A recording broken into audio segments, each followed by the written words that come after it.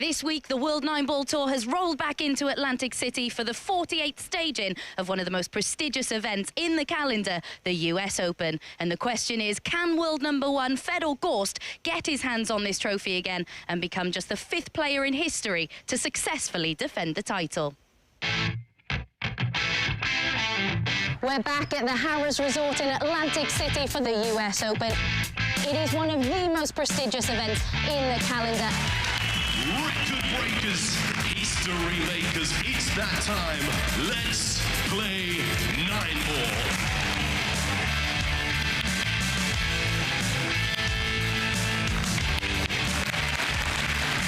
Nine-ball pulls on the growth. Oh, the governor gets on the board.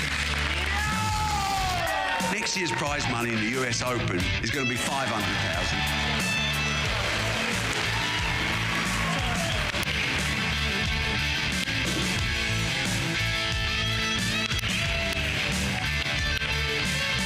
The man they call the Ghost has left everyone for dead. We will take this sport to places it's never been, and that's a bloody guarantee. It's been another thrilling year on the World 9-Ball circuit, with history being made and drama aplenty. And now we head into the last 16 of the US Open with more records on the line. 256 hopefuls arrived at the Harrah's Resort here in Atlantic City, looking to add their name to an illustrious roll of honour. And by the close of play tonight, we'll have whittled it down and be left with our final 4.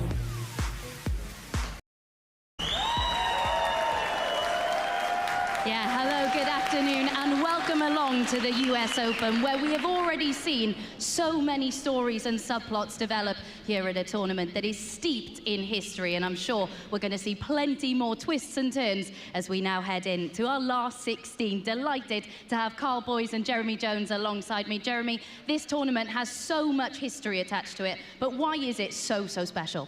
Well, I think it starts with the game originating here in 9-ball pool. That's American pool and where it should be. I think every player, I know I was like this, that as soon as you figure out you can play pool for a living, the US Open is the climax. And the list of names on that trophy, you can't sneak in there and win it. It's a heck of a list, and one of these guys is going to get it tomorrow. Yeah, Carl, we've already lost a 5-time champion in Shane Van Boening. The world champion, Carlo Biardo, is already gone as well. But when you look at this last 16 lineup, it just shows the strength in depth in the world of 9-ball right now. Yeah, I mean, obviously we started with 256 players. There's only 16 left.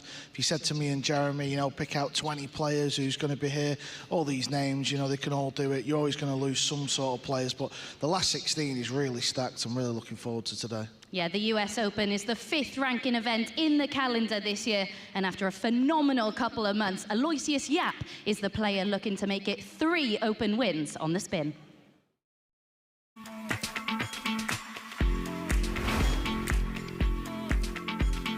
Brand new venue for this year's European Open, Hotel Hills, Sarajevo. And it's Joshua Filler with an absolute dominating win over New Joy.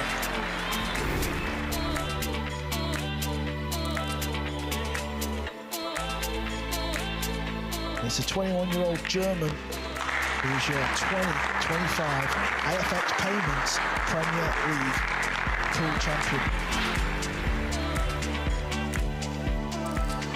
They say that 13 is unlucky. It might be unlucky for the rest of the pool world, because with that, Aloysius Yap makes the ultimate statement. This is the 2025 World Pool Championship. Just one match remains to decide who will win the biggest prize in the sport. After staving off the World 9-Ball Tour #1, not once but twice, Carlo Biardo deserves every last penny. What a journey he's made to the pinnacle of a sport.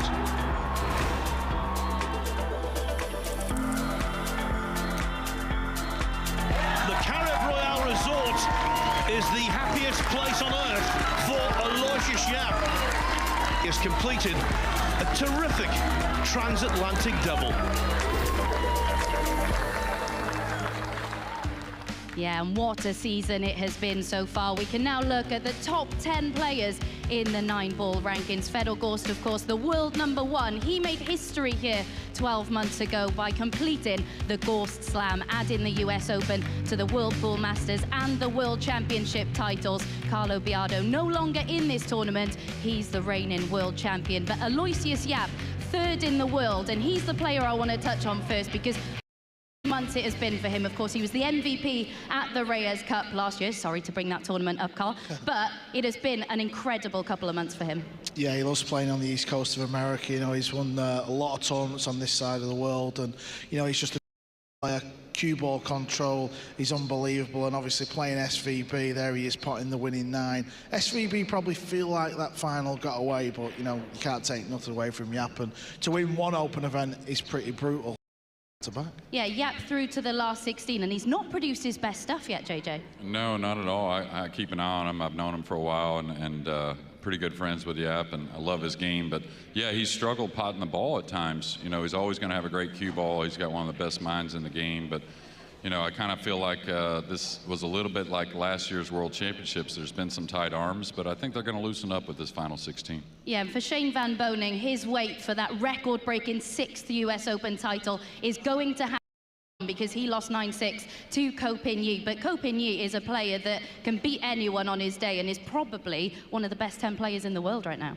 Yeah, absolutely. I mean, he stays in that regard, I think, and it's a name that maybe sometimes we forget about with his little Ping Chung doing so much the last couple of years, but moving forward, I think that win over SVB's got to do nothing but good for Ko Pin-Yi. Yeah, obviously Ko Pin-Yi, you don't see him in the top 10 on the rankings, but listen, we all know, you know, Shane beat Ko in the same round at the World Championships. They played in losers qualifier. That's how important it is to try and go through undefeated just to get your name in the hat. But, you know, obviously his brothers won it. There's so many stories in 9-ball pool. That's what makes it so beautiful. Yeah, FSR also bowed out of this tournament already. What did you make of his performance? You know, FSR just wants it so bad, especially having that taste like no other almost for about 1.5 years. And I think he was pressing a little bit yesterday. Felt like he was a favorite in that match maybe and had some just let a few get away. Yeah, listen, you know, he's lost to a 10 show. He had a good tournament in Florida. You know, so many of these matches you can lose 10-9, 10-8, and we're kind of like criticising it. But, you know, they can play well. It's just so brutal to win in sport at times. And Eklund Katchi's a really interesting one because we roll back 12 months. He'd already qualified for the Mosconi Cup, the Reyes Cup. He was in really good form. His break was absolutely superb. But now, you were commentating on his match yesterday, Carl, and you said he looked quite lacklustre, and maybe the hunger just not there at the moment. Yeah, when he got beat in the final off Fedor, obviously, you know, it's gone down as one of the best finals we've ever seen in World Championship history. Just seems to have lost his edge a bit. You know, he's a busy man. I know he's got a beautiful pool room in Albania, and he keeps himself busy.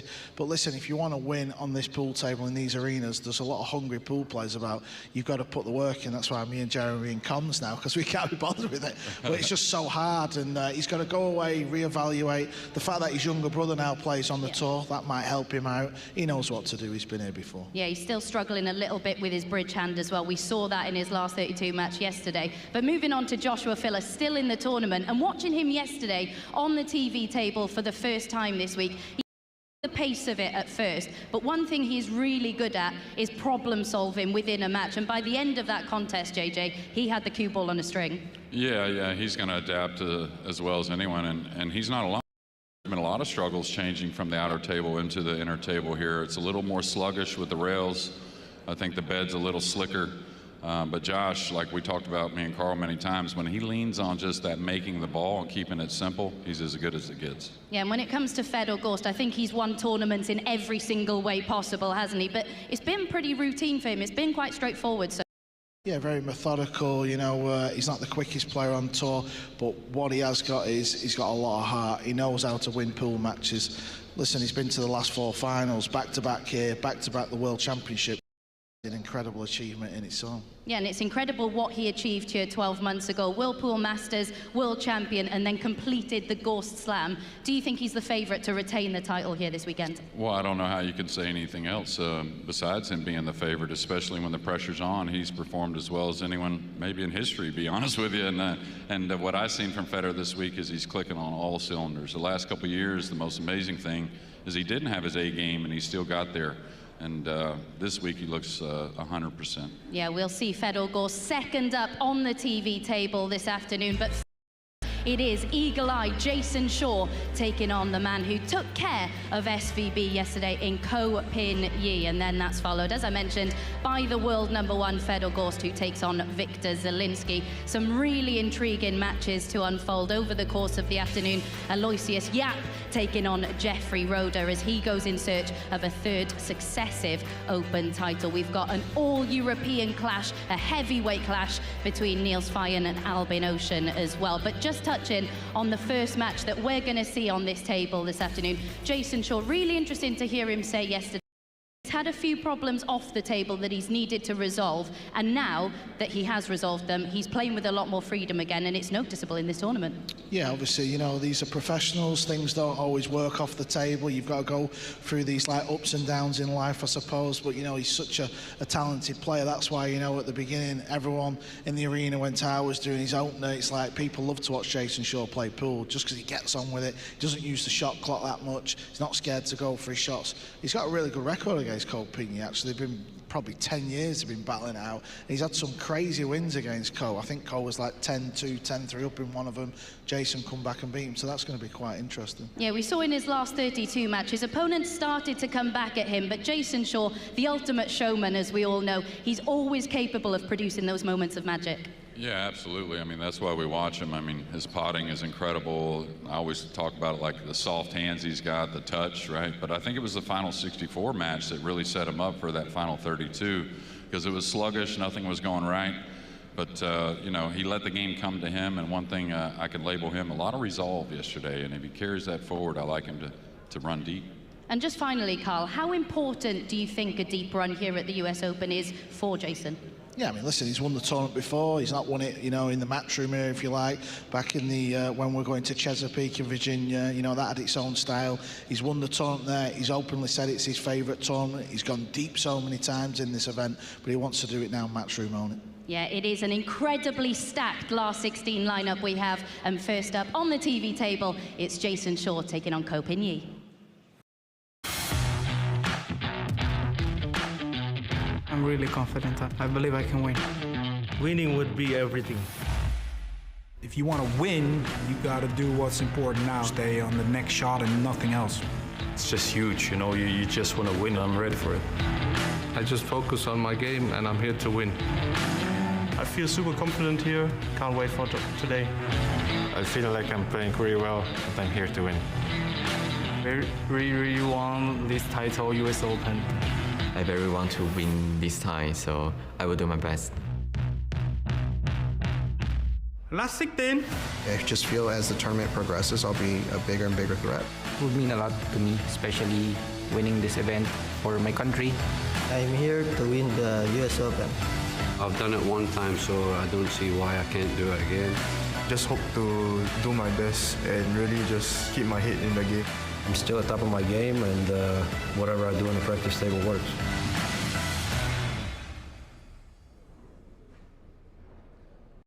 Welcome 9-ball fans all around the world. Here we are at the Harrah's Resort in Atlantic City. Matchroom Pool, proud to present to you the 48th edition of the LiveSB.io US Open Pool Championship!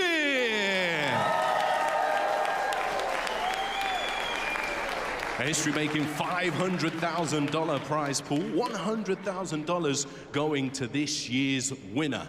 It's that time. Let's play 9-ball. Let's welcome our top 16 players of this competition ready to go into the arena. Up first, let's hear it for Dennis Grabber.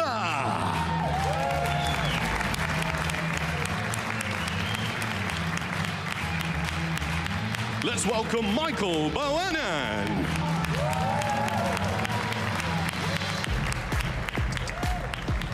Let's hear it for Woo Kun Lin.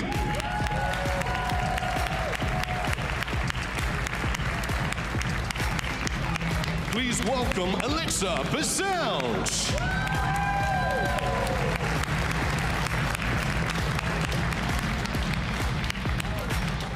Let's hear it for the USA's Oscar Dominguez.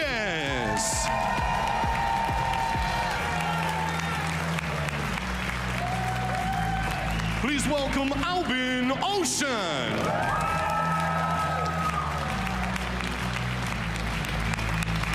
Let's hear it for Duong Quoc Wang.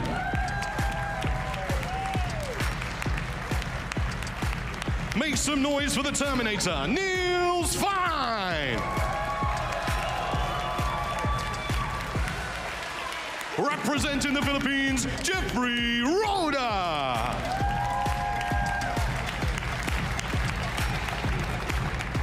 Please welcome Victor Zielinski.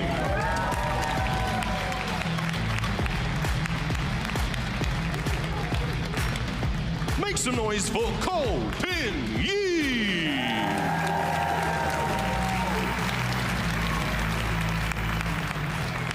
Let's hear it for the Eagle Eye, Jason Shaw.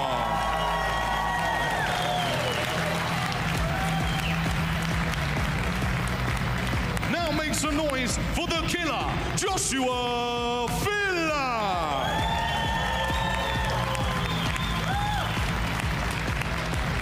Please welcome Johan Chua.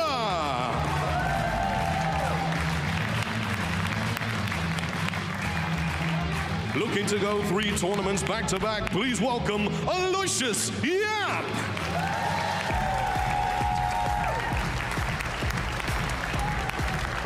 And now welcome the reigning US Open champion. Let's hear it for the Ghost, Fedor Gons.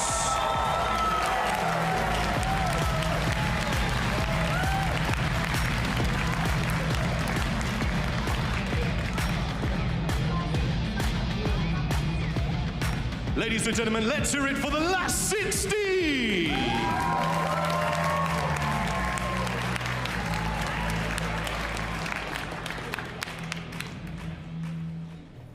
Now, ladies and gentlemen, if you can, please stand for the national anthem of the USA, sung by Troy Rusnak.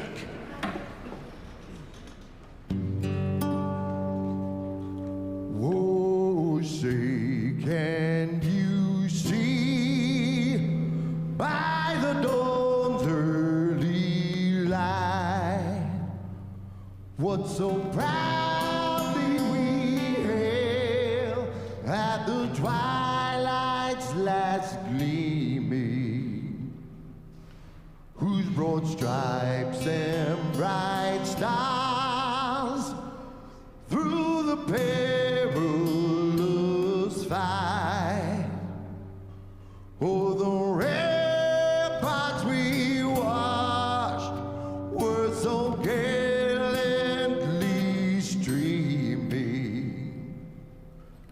and the rockets' red glare, the bombs bursting in air, gave proof through the night that our flag was still there. Oh, say does that star-spangled banner yet wave o'er the land of the free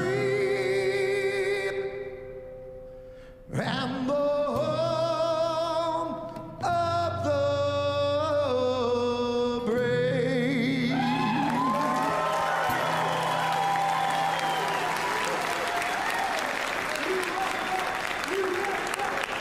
Well, not only do we have the US Open winner to determine this weekend, but here you can see 8 of the juniors in attendance this afternoon, with the Shane Van Boening Junior Open reaching its conclusion here this evening. So while the players all take a minute to go through their warm-up racks, we're going to take a short break. So join us in a couple of minutes as the last 16 matches get underway.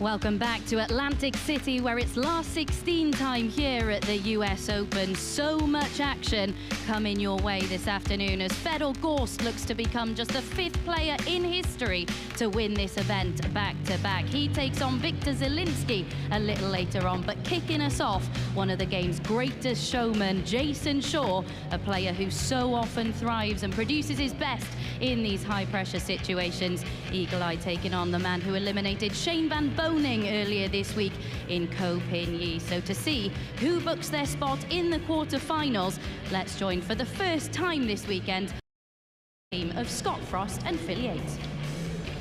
Thanks very much indeed. Really looking forward to this. What a way to launch the penultimate day of the LiveSB.io US Open. It really is a sweet 16. And just to underline the cosmopolitan nature of 9-ball, 12 nations and 3 continents still represented here.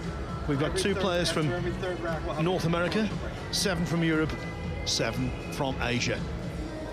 And Ko Pin Yi, Scott Frost, is one of the very best in the business. Yeah, thank you, Phil. What a show we're about to have from these 2 world-class players. I'm in a bit of a bind, Phil. Jason Shaw, a good friend of mine, and I chose Ko Pin Yi at the start of the event to win. I really can't lose here. I know what you're saying. Yeah, my pick was Joshua Filler. I think he's got a great chance, but you know, this is the beauty of this lineup. You can actually make a case out for pretty much all of the 16 players left. Some obviously would be a more surprising winner than others, but none of them are rookies, none of them are complete outsiders. So can Shaw just maintain what's been simply excellent form so far?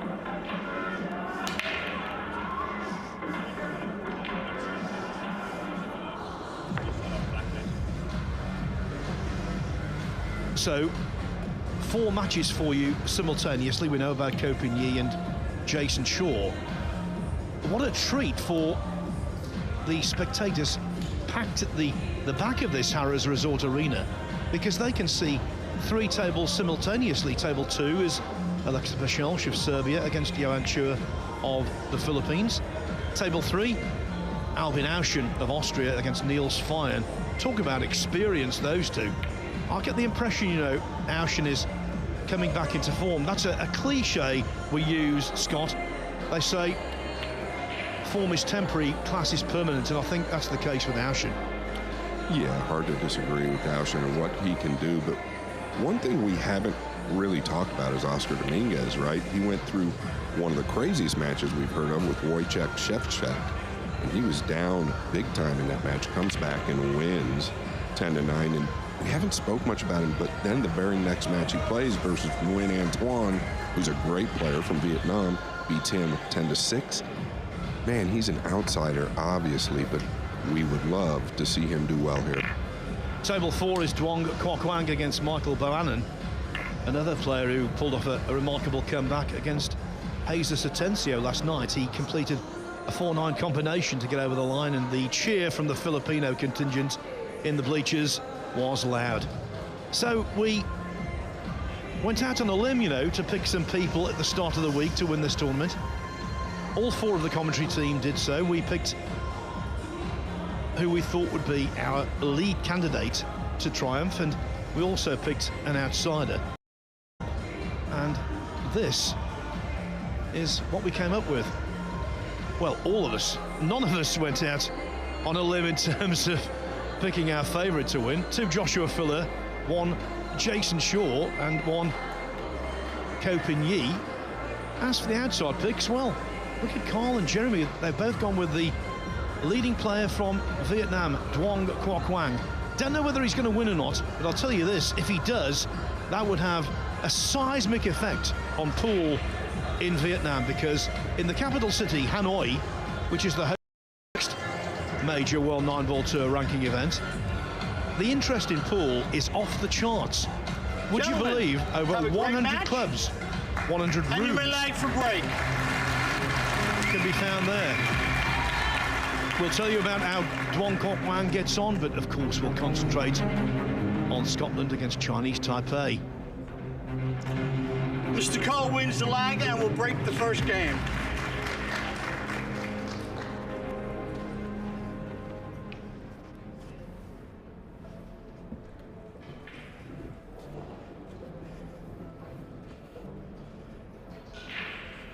The influence of the lag can't be number 1 underestimated. Mr. Cole to break. Breaking has been tough on this table generally. No great 4 and 5 pack scene, but it's still an advantage to get the ball rolling, literally. Yeah, and the guy at the table's been flawless in my opinion with the break. I have not seen one in the side pocket, and I've covered a couple of his matches. So anytime you're making the one on the break and getting any type of look on the 2, well, obviously here, he's gonna have to find something tactically. Could be the red 3. He wants to sneak up behind. Don't think he can catch the right side of the 2 here. If he could catch the right side, then he'd wrap around.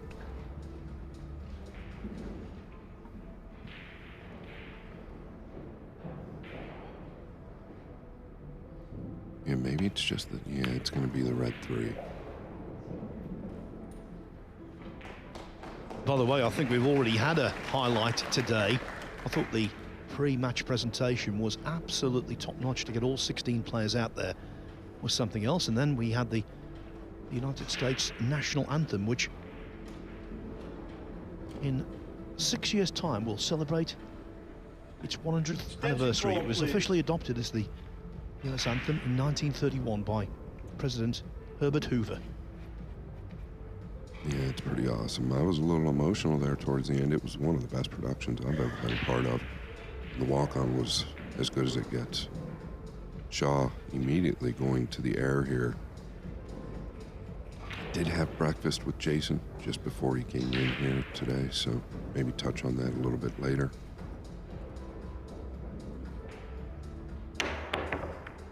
Oh, actually a great hit. He's not going to get paid for it, but it was a great hit. Copigny with the first real look to do damage. It's the green 6. It needs a little bit of work. Obviously the 5 will carry you to it.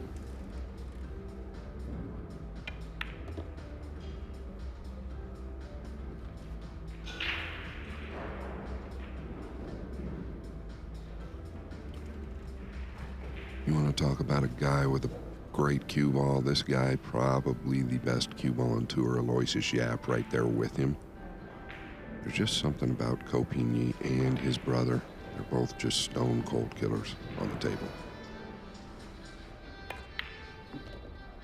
When all the players came out, there were 2 spectators on the left-hand side who were high-fiving all of them, but they didn't high-five Jason Shaw, and the reason for that is because those 2 spectators were Ko's younger brothers, Ko Ping Chung and Ko Ping Han, who obviously want Ko to get the better of this match. No animosity, it was just a case of you knew which camp they were in.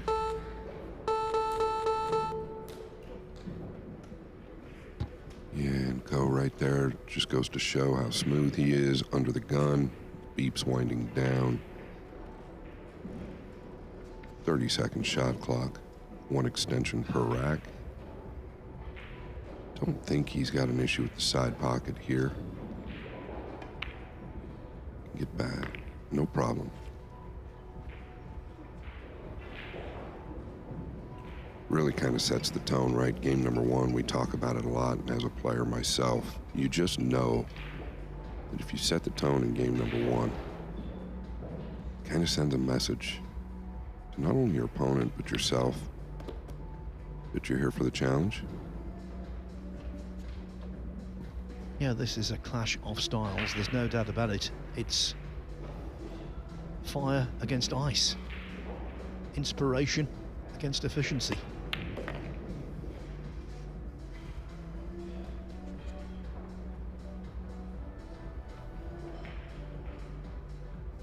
Phil Copigny going to draw first blood. And it wasn't a scrappy, error-strewn rack either. That was a confidence-building start from the man who's won so much in the game. So this is now single elimination. At the start of the week, we began here on Monday morning at 10 o'clock with 256 hopefuls. It was double elimination to eliminate 75% of the field. Now it is win or go home. Last 16 in quarterfinals, they are both a race to 10. The semi-finals, which start proceedings tomorrow, they're a race to 11. And then the final is a race to 13 to determine who wins this first prize for the US Open of $100,000 US.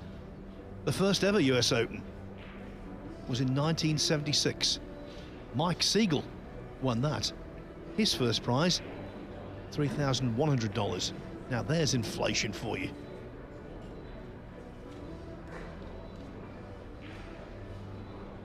Not just a record-breaking first prize either, the total purse of $500,000 US is also unprecedented for this tournament. It would do wonders for Jason Shaw. It would propel him into the automatic spots for the European Mosconi Cup team. Not that he's not going to be there. He was a revelation last year as captain.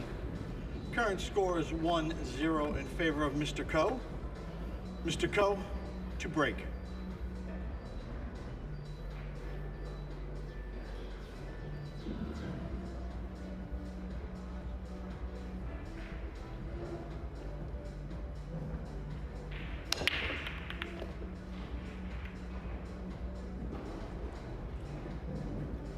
Yeah, all right, he got a flick off the bottom of the 2, I believe it was. We'll get another one in the side. No, excuse me, it was the bottom of the 8. I don't believe the 2 passes fell, so we might have to do something defensive here. I don't take this on. We were talking about double elimination in between racks, and Copigny was a beneficiary of that because he lost his third match here, 9-3 to New Zealand's Sullivan Clark. But then he bounced back with that win over Shane Van Boening. And yesterday, he beat Eklund Kachi and Liu Hui-Chian.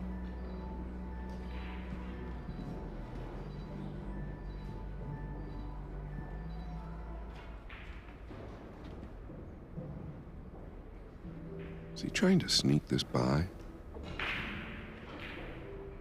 Yeah, he might be using all the pocket. Here's a great look. Yeah, this might be good here. The speed is what carries that ball in. What a great shot.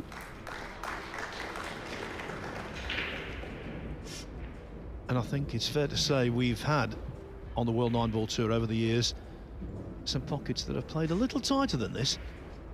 Last year's UK Open springs to mind.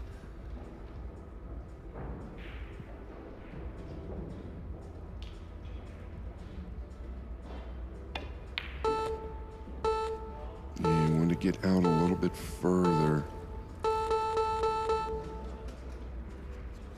Didn't want to have to deal with the 7, 6, or 9. The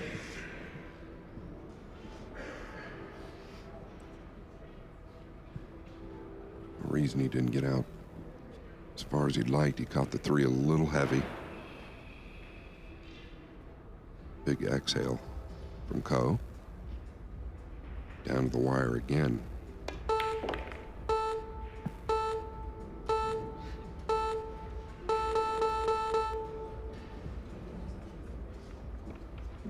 The beeps going off erroneously. No time foul, of course.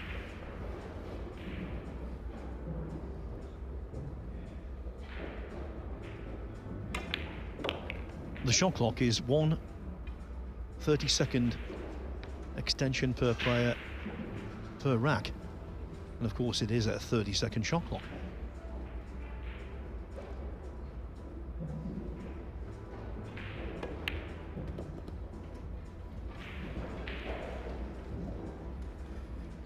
Yeah, when Copigny's going about it, it's just so, like, basic and simple. And the real reason for that is his cue ball. It's just never out of line.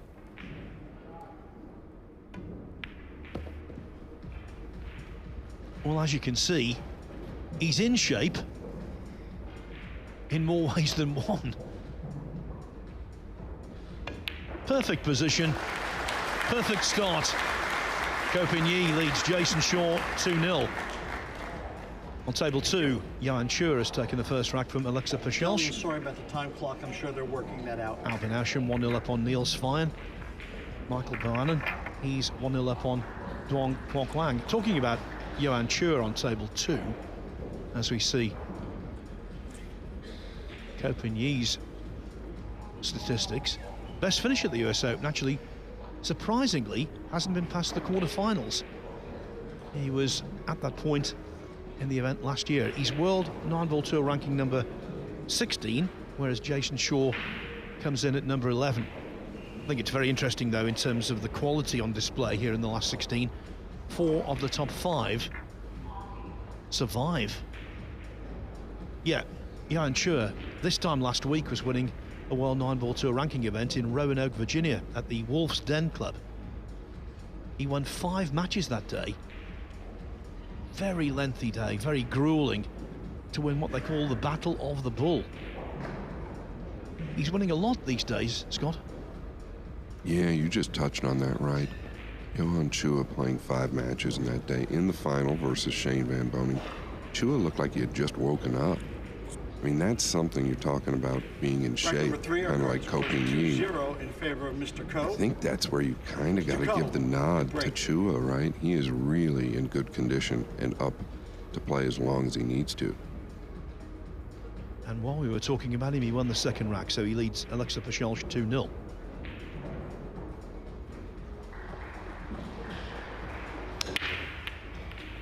Okay, the 1 went high. This is going to be the first opportunity for Shaw, the pink 4. Just settles in front of the cue ball. He's got to look at the 1 to the side, elevated.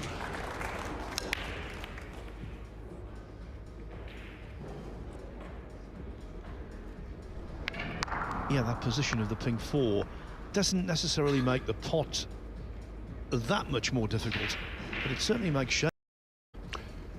Yeah, and I don't know how elevated he really is here. I think it's kind of natural anyway. He wants to use a high ball. I think maybe just wants to avoid the 6. I don't think that's a problem, though. Oh, but the 5 could be. The 5 could be. Did he get lucky here? No, he has. He'll take it.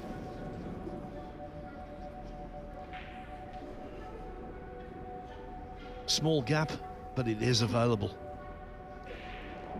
Yeah, and he's actually gotten below the 2 to where now he kind of has the angle where he can just go forward and come in like towards the 8 if he wanted. Hold clock, please. Now the side pockets, we've talked about how tight they really are. Yeah, I see. John Lehman, get out the ball marker, pal. Restart the clock, please. Interesting character, John Lehman, good referee, and he has been an actor in the past. I think he made a brief appearance in The Sopranos. This clock, though, is playing up.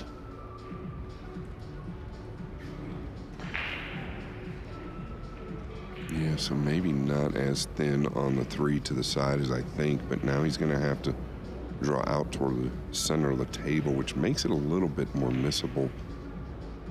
Phil's talked about how tight these side pockets are. You do not want to catch a piece of either knuckle. It will not fall. Extension, please.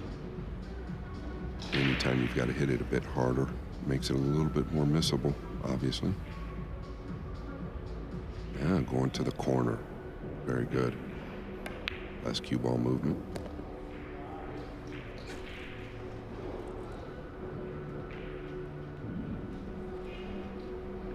I think it's a really interesting spectator dynamic with Jason Shaw.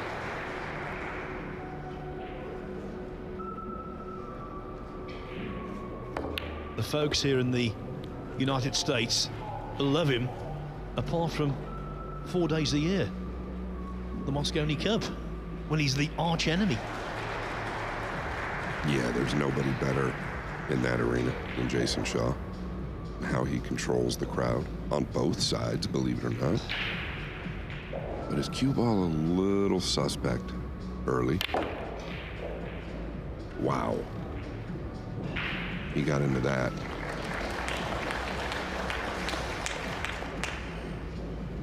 Actually, a little too good. Look. I mean, there was just no question he was getting back out off the second rail.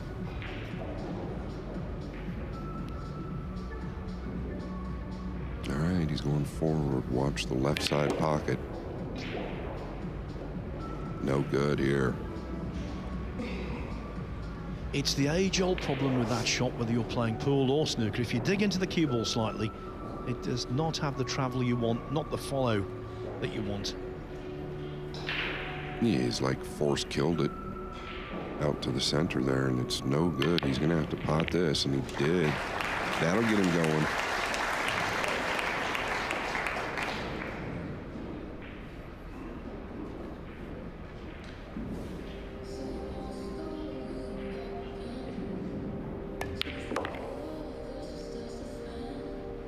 Already you get the sense that this match is going to live up to expectations.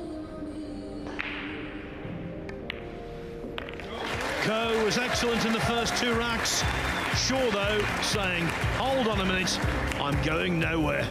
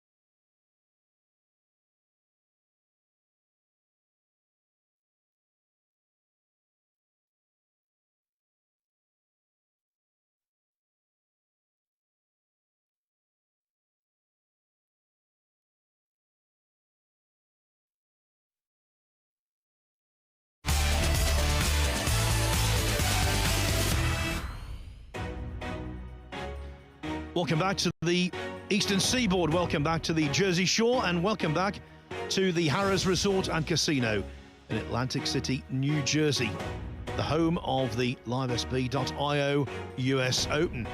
We're into last 16 combat right now. All out there well underway. Perhaps the most surprising score, and Michael Bohannon 3-0 up on Duong Kok Wang. Johan Chua 2-1 over Alexa Pachelsch. Niels Fine and Albin Auschen have shared the first two racks. Pachelsch is interesting, Rack actually. number 4. Our current score is 2-1 in favor of Mr. Ko. Mr. Shaw to break. Yeah, Pachelsch is interesting. He's from Serbia, and there's a good chance his father will be calling the shots on Serbian TV. He's a commentator as well. All right, it's going to be the 3 and the 8. Good news for him is he's getting as well, but bad news is he wants that 1 a little bit closer to the side. In other words, he wants to make it. He can roll this forward, though. I think it's all about this shot, just getting on the 2. Phil, I was having breakfast with Jason. He was telling me he and Ko have played 10 times. He says in 10 of those matches, it's gone hill-hill. Either 11-10 or 10-9. Got some visitors again? Well, he was very nifty at killing that bug. Yeah, that was Kopini's better half.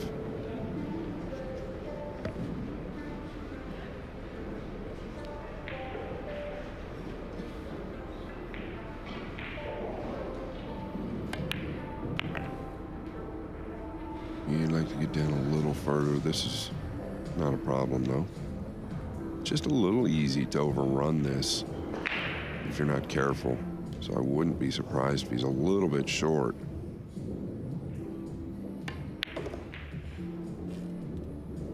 Yeah, he was just scared to overrun it. It's not a problem. He'll have distance on the 6. Better off to be in the center versus straight here on the green 6.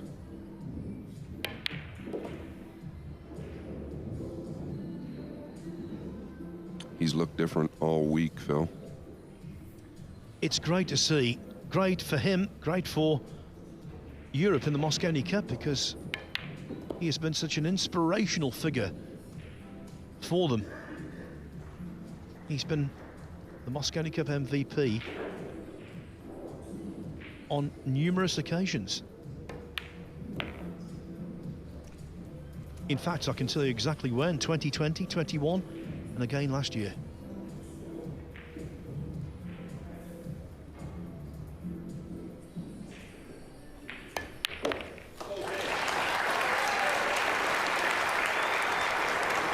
Two.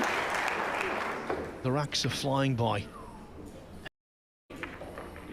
Now this is table 2, where Johan Chua, the man who won the Hanoi Open last year and was an integral part of Asia's winning team at the Reyes Cup, he's about to take a 3-1 lead over Alexa Pachelsch. And on table 3, Niels Fine, well into his 40s, a veteran, but a resurgent veteran.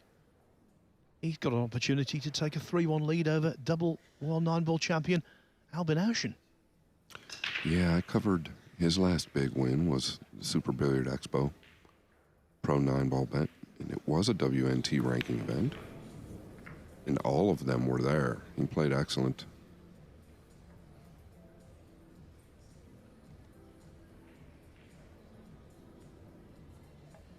He's won so much, Niels Fine, but there's still a few gaps in the CV that he would love to fill. Yeah, I don't know. I think it was Carl that said the other day that Niels has not yet been in a U.S. Open final. Surprised me, Phil. Yeah, he also, alongside Nick Vandenberg, came very close to winning the World Cup for the Netherlands. And when I say very close, I mean they had a wonderful window to triumph and didn't quite close it.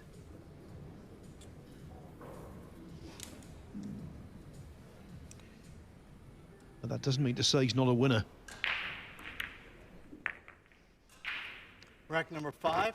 We are currently And he tied seemed at 2 games incredibly apiece. focused Mr. throughout the Shaw week. We'll to see the break. 9-ball go in and then flip back to table 1.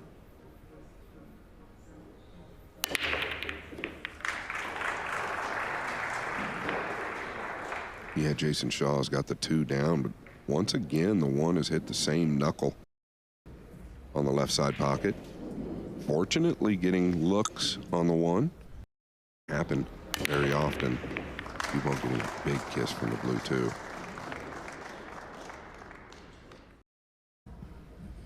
I'll tell you what, the 3-9 combination could be something he thinks about here.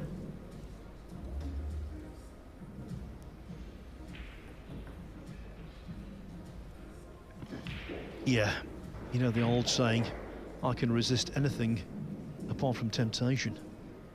And this is tempting.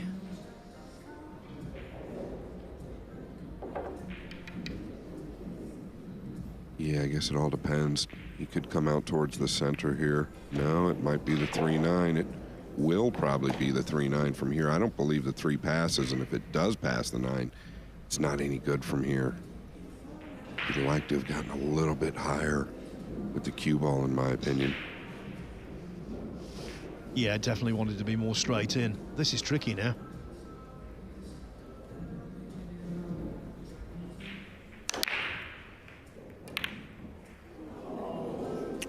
You saw him peering up table. That means that he was looking for a place to land the cue ball if he didn't make it. The problem is that you start to split your focus. And with a combination like that, I don't know that you can afford to do that. Ball. News from table 4, Michael Bohannon 4-0 up on Duong Kok Kwang. Duong's many fans in Vietnam will be aghast.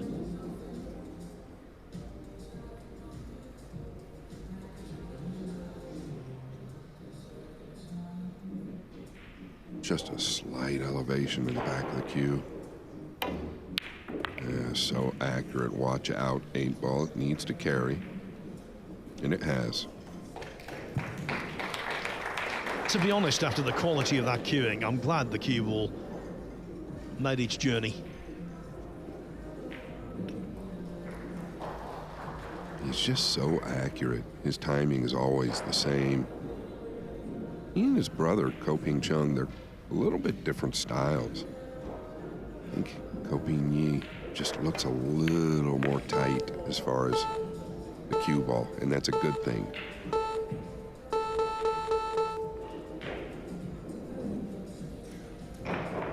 We've not seen an awful lot of him on the World 9-Ball Tour this year. He got to the last 16 of the European Open in Sarajevo.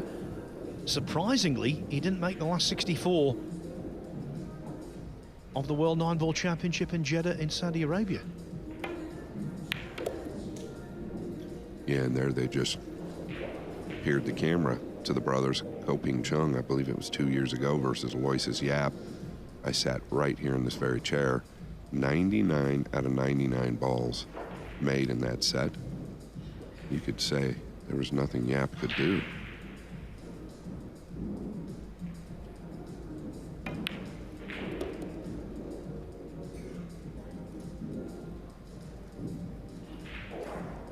Maybe fell on a little bit of the drop down angle here.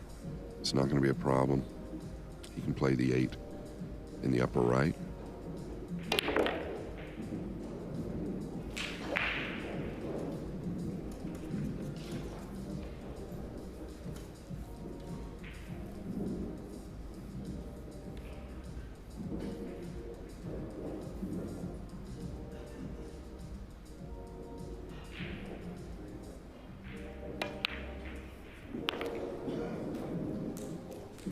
The combination was both tempting and, as it turned out, costly.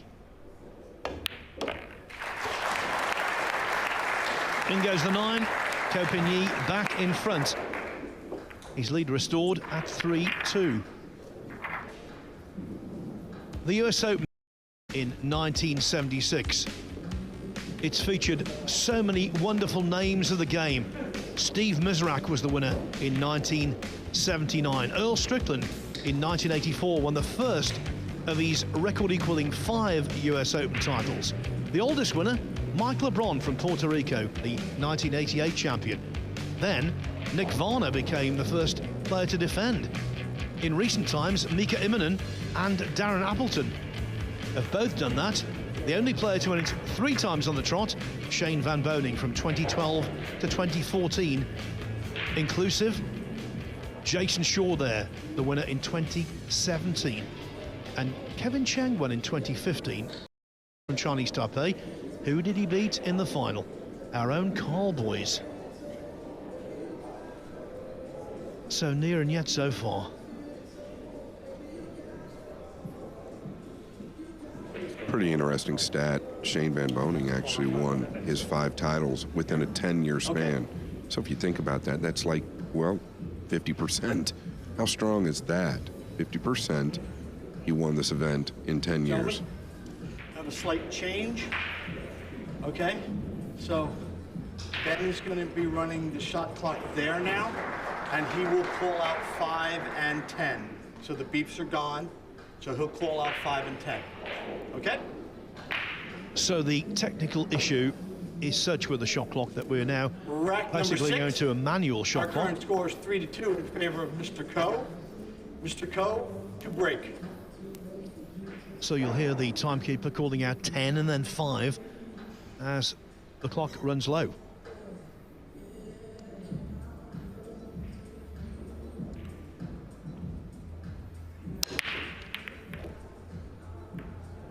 Yeah, watch out, cue ball.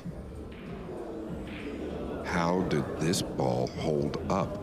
70% of it is in the cup. We yesterday in the Francisco Sanchez Ruiz match against Jesus Atencio, that particular pocket.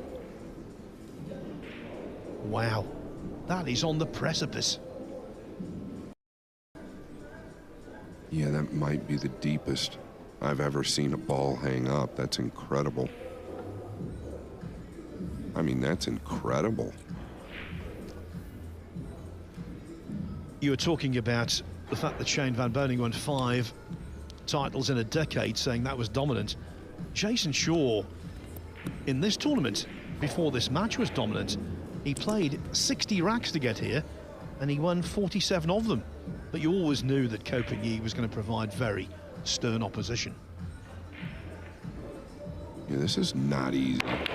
No, nothing easy about it. Just so awkward to have the cue ball that deep in a pocket. It's not conventional.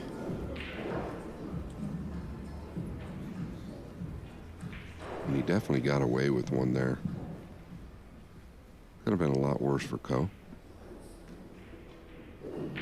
The other 3 matches, one player is looking good. Johan Chua 4-1 up on Alexa Pachelch.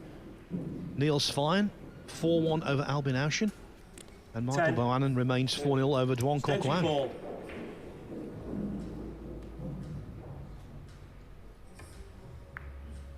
Yeah, it's a great hit right there. To catch that ball that thin and use the purple from that distance made it look easy, but I promise you it's far from it.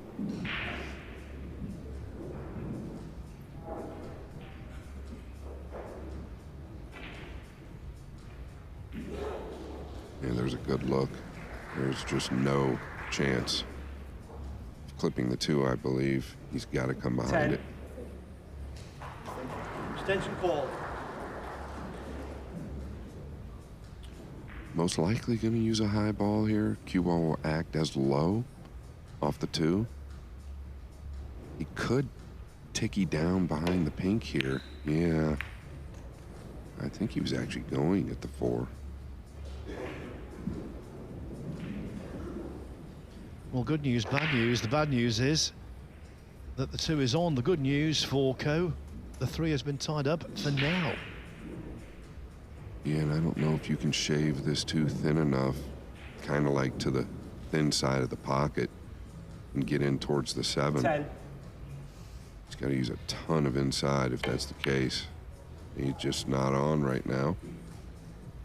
Really, the combination on the 9 is where this started. It's early.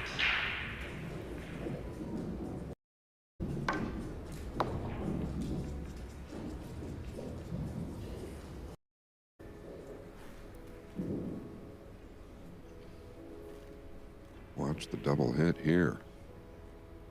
10. Pretty clever, but I don't know what it's going to get him, Phil. It's a big ball, the 2 ball. I think Jason can kick this in.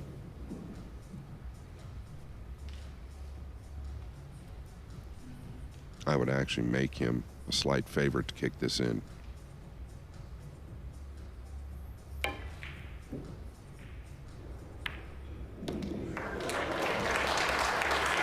He did, but he narrowly avoided contact with the 3 afterwards. Here's another look.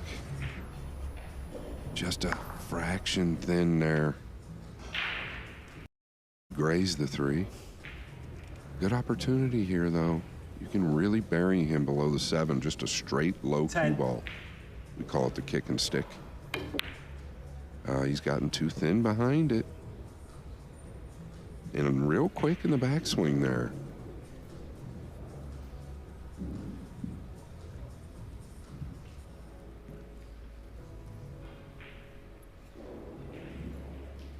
Michael Bohannon, 5-0 up on Duong Kok Hwang. He knocked in a spectacular bank on the 2, drew back for shape and went from there. 10. 5.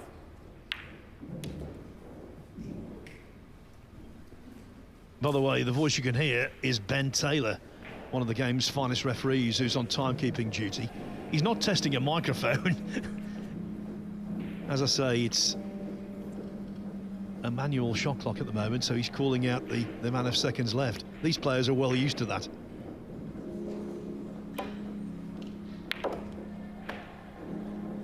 All right, we've seen it a couple of times. Shaw tried to go forward and didn't get there. Now Ko, I think he wanted to be out towards the center. I don't know that he wanted to be below this ball. He caught it a little thick. Looking to the upper left now. Cue ball going to be a little hot back and forth unless he wants to use a low ball. Yeah, what a great look here. He's so clean.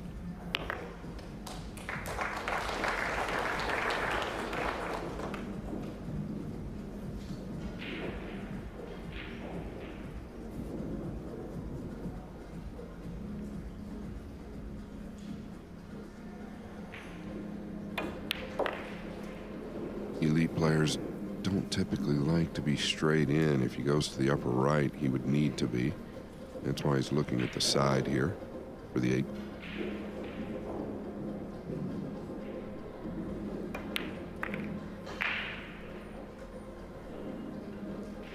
And that's absolutely perfect.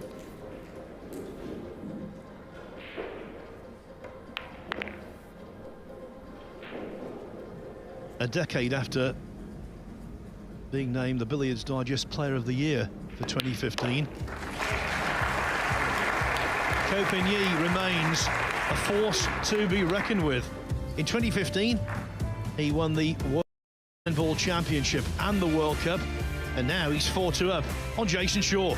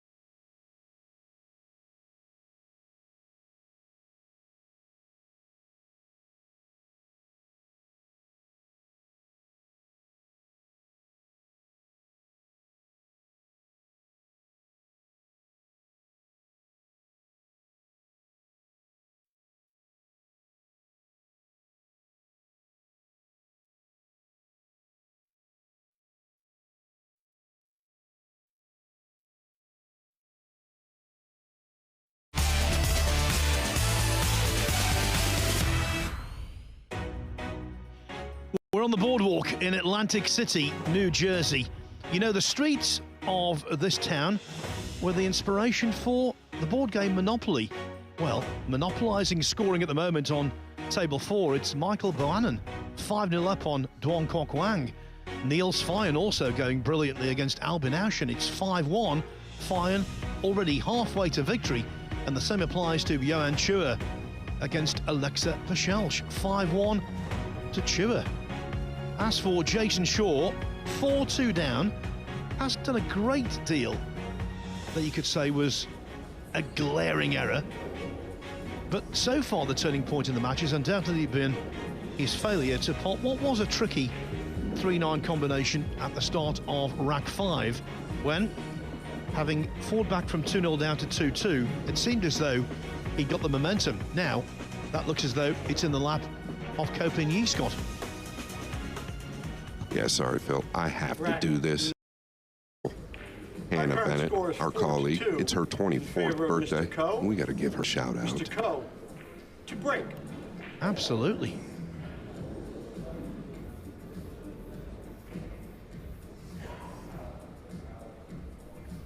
I remember it was my 60th birthday at a snooker event back in the UK, and Phoebe Miller, who works for Matchroom, put 60 balloons in the commentary box. There wasn't room for the commentators.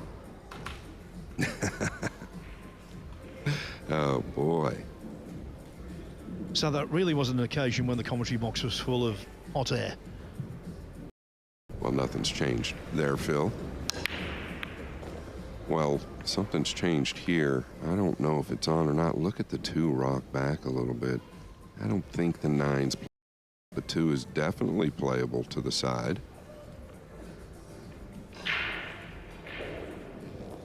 And the 9 is going to help him.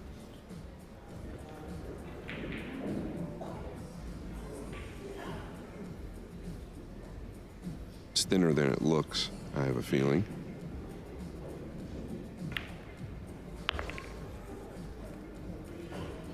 Yeah, there's nothing stopping him here. He is great in every department. The long ball is not something he suffers with, and this is just mid-range. And the other thing, which is essential for serial winners in any sport, he's got a very good temperament and a steely nerve.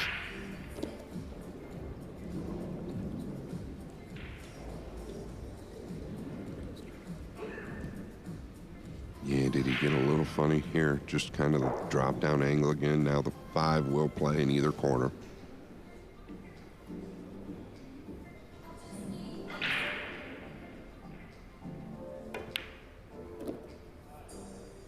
Needs that to bounce. This could get a little funny now. If he were to just go forward, where is he going? Can he avoid the 8 and play short side?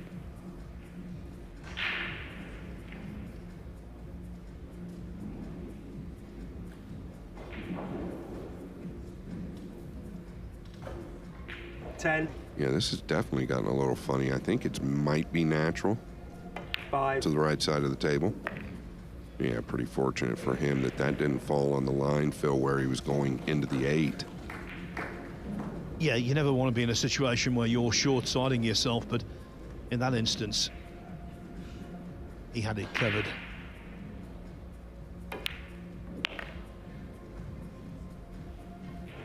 Yeah, so a combination, like Phil said, in game number 5 from Shaw that was missed, and then a 2-ball that was missed.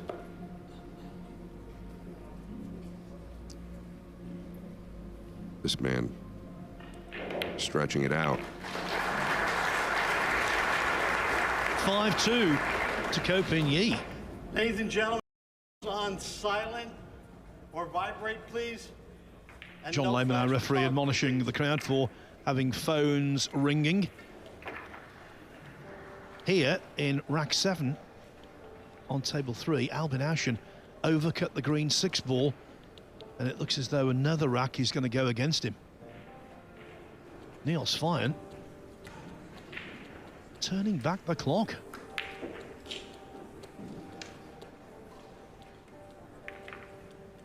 I tell you what, it wasn't U.S. Open status, but the Super Billiard Expo that he played in and won I'm not surprised he's playing well. Well, the 2014 World 9-Ball champion, who is now 48 years of age, he's nicknamed the Terminator. And it looks as though he might terminate Albin Auschen's US Open.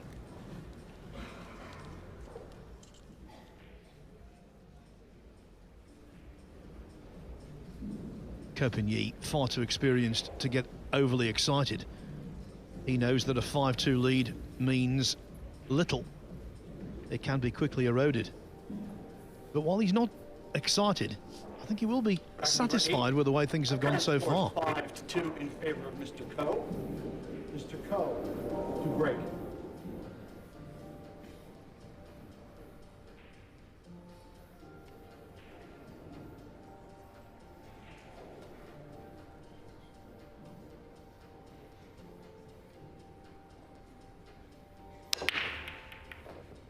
Watch out, the 9 was directly going to the side pocket. The 2 just flicked it out. Look at this. There was just no question here. Jason Shaw has to feel a little better. Not a lot for Alexa Pachelj to feel good about. He's now 6-1 down to Johan Chur. Yeah, Chua, the type now, the more I've watched him, seems to be getting better at every single match and quicker. Is it the pink 4 that you want to get behind here? I don't know, a little tricky.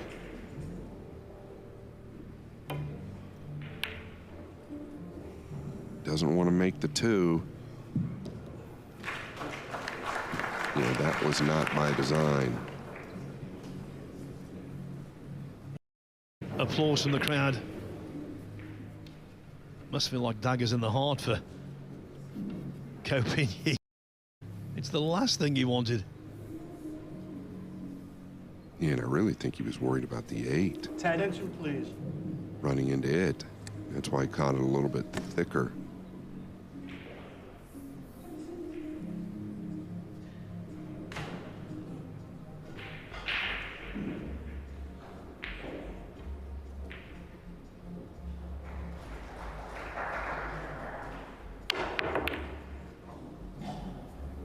Jason not going to be thrilled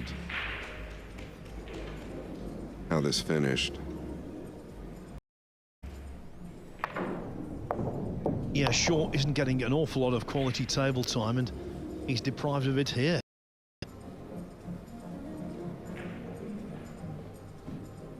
Yeah, I think he's got to do the same thing. I don't think it's time to panic by any means. It's only 5-2. 10. Racing to 10. He could bank it back to the lower left. He's that type of player, but the pink 4 is huge. I think he can get behind it. There's really no risk of making a ball in another pocket.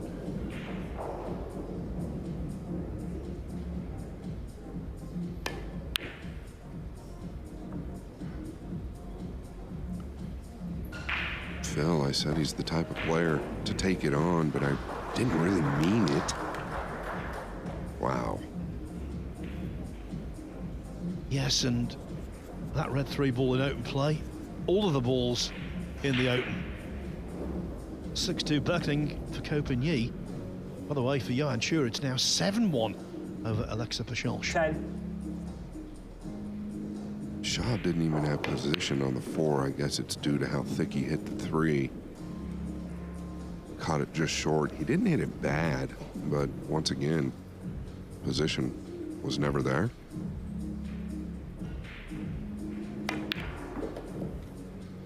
Kind of get the feeling that Shaw just feels like he's got to make something happen.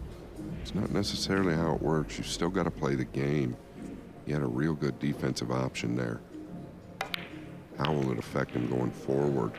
Because this guy's not going to let up.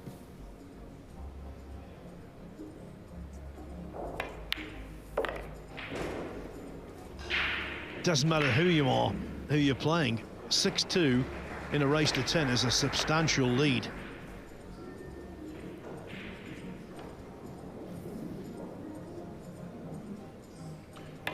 Phil, and he's breaking better than Jason. That's obviously pretty clear. Jason long with the one both times.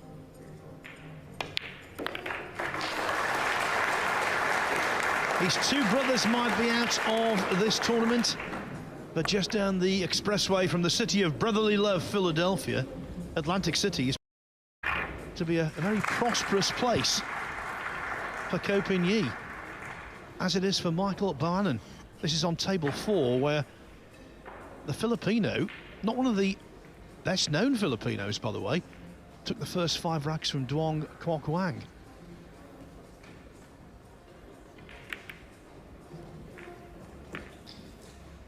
Duong, though, now has the chance to nail another rack down.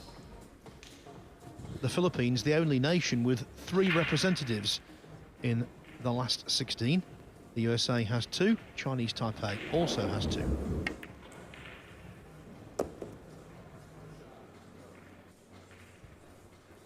News from table 3. Niels Feijen now 7-1 up on Albin Auschen.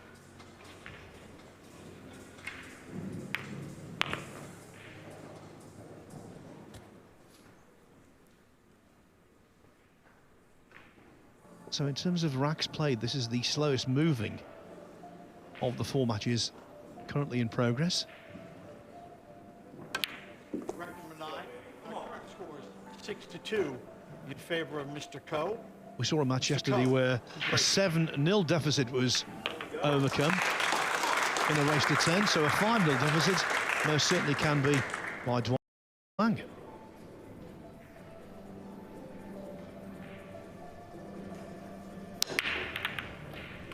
There's the 1 again, and here comes the 2. 3 is down. 1 big shot here. He might be.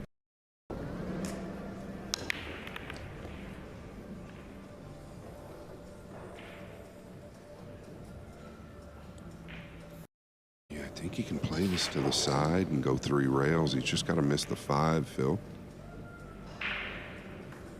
Yeah, you're right. 1 big shot and the whole rack could open up.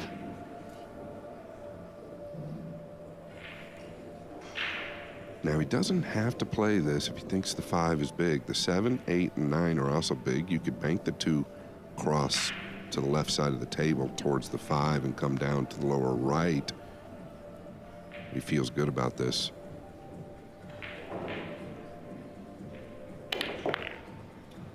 The 5 was big. Does he have a look on the pink? He does. And again, that will get under Shaw's skin. That was lucky.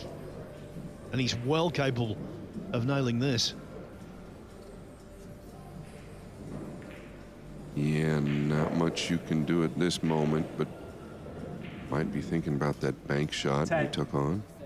That's really what he's not happy about. This plays really kind of into a big pocket here. You're just shaving it. You're not hitting it very hard as far as the movement on the object ball. So you can mishit it a little bit, and it's still going to take. I think he's got to gamble here and just go towards the 8 and 9. But he might spin out and around.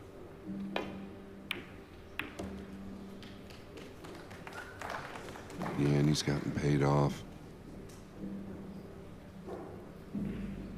We saw him miss a ball with the cue ball deep in the jaws of a middle pocket earlier. Middle pocket impeding here, but it's not like the previous one.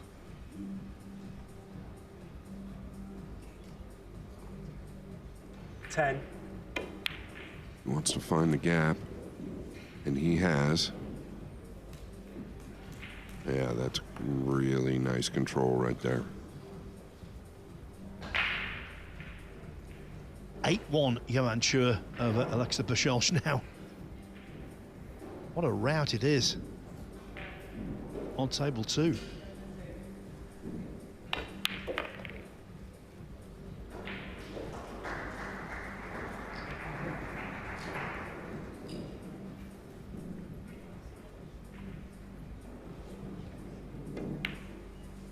Shaw told me at breakfast that he was trailing 10 games to 4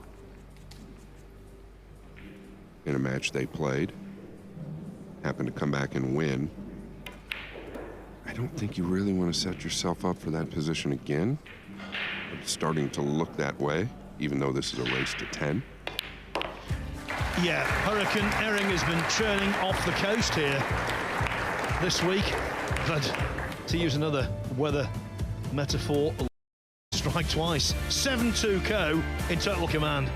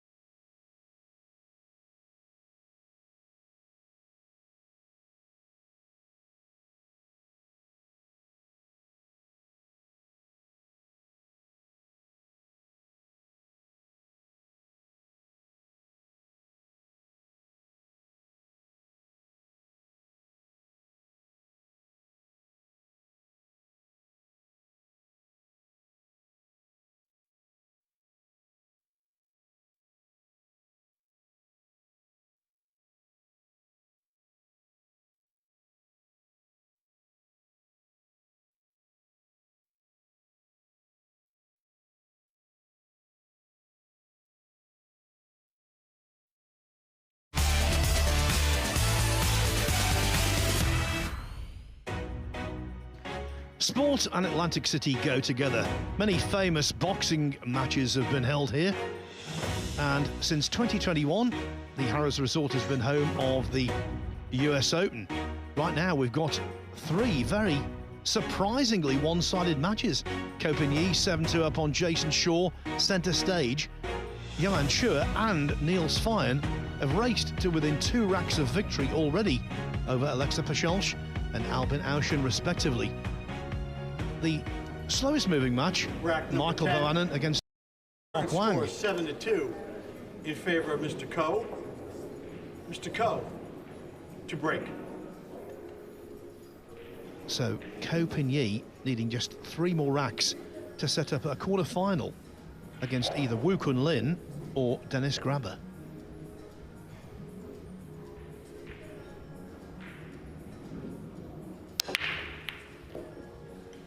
Yeah, stark contrast to the break shot between these two so far. And this is exactly what I'm looking for. He's actually getting into these balls really well. That's why the layouts haven't been terrible. It's the 3-5 that he's going to have to deal with. Serbian number 1, Alexa Paschal. She's pulled a rack back against Johan Chur. Chur's lead now 8-2.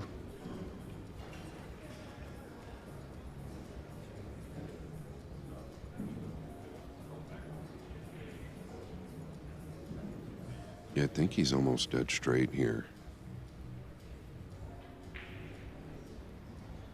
Ideally, looking to be above it, but maybe coming below the red 3 now, last minute. Yeah, he was wanting to come below it, but this is okay, I think. We've just got to keep the cue ball clear of the 8 and 9. I believe he's going to play the 3-5. Now, you could lay him up under the 5. But let's not forget, Jason kicked the 2 in a while ago, so if he lays him up, he wants to get the 3 10. off the rail. Yeah, that's really good. Problem here is, Phil, he's tied it up. So if Jason chooses not to hit at this, he could maybe flick the 5. You don't necessarily even want to kick at this and open him up. Yeah, because deliberate foul shots are allowed. Foul, no contact.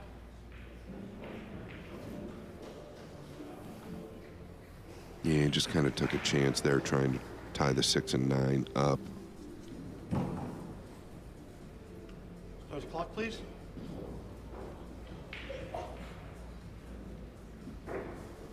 Problem is, the 9 is kind of, well, I thought he might thin the 3 and send the cue ball up behind the 6-9 real tight, because you never risk selling the 3 out. This is great if you can wedge him behind the purple. 10. 5.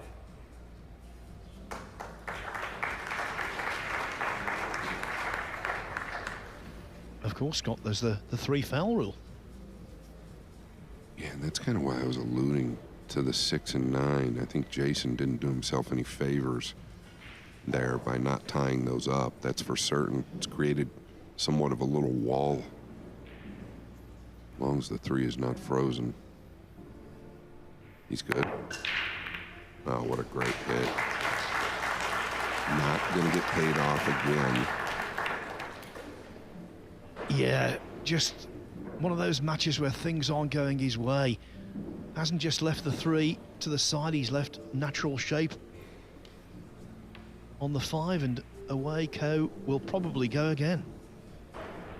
Yeah, at this point, it's almost like Jason's starting to beg for some type of a mistake from 10. Ko, and you just don't feel it coming. His technique is flawless, Ko Pinyi. Absolutely flawless.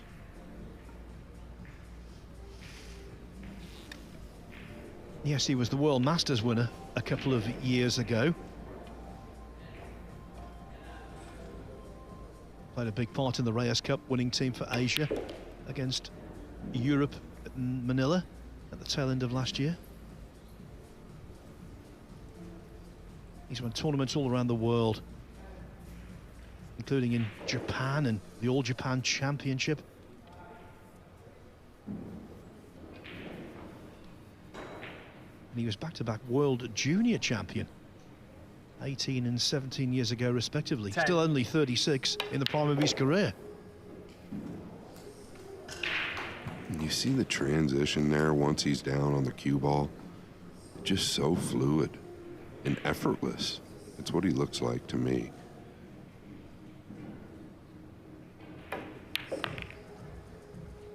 Now that's a little short. You might have to work the cue ball here. If there was ever going to be a moment for a mistake Jason Shaw was begging for, it might be right now.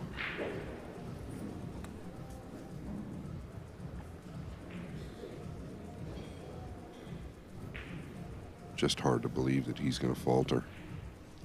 It's going to come around 3 rails here.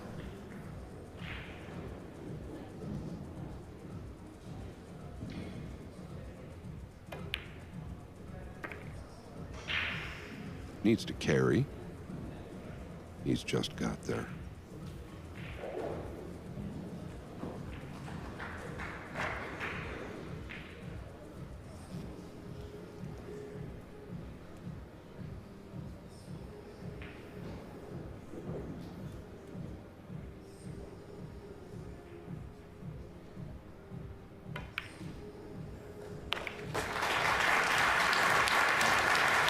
Jason Shaw hasn't been great Scott so far, but you have to say great Scott about the scoreline. 8-2. Now is Alexa Pachelch trying to mount some form of comeback. I can tell you, Albin Auschen has just won the 10th rack literally a few seconds ago against Niels Fine. Fine missed a lengthy 9-ball. Auschen chipped it into the middle pocket. So that match is 8-2 Fine.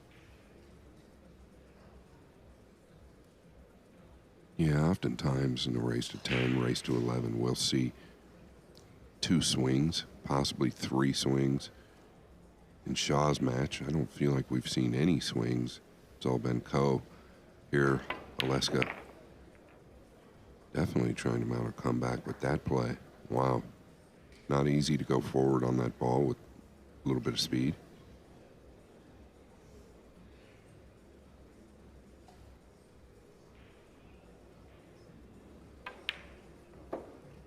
Showing heart. One down. Pachelch has recovered to 8-3.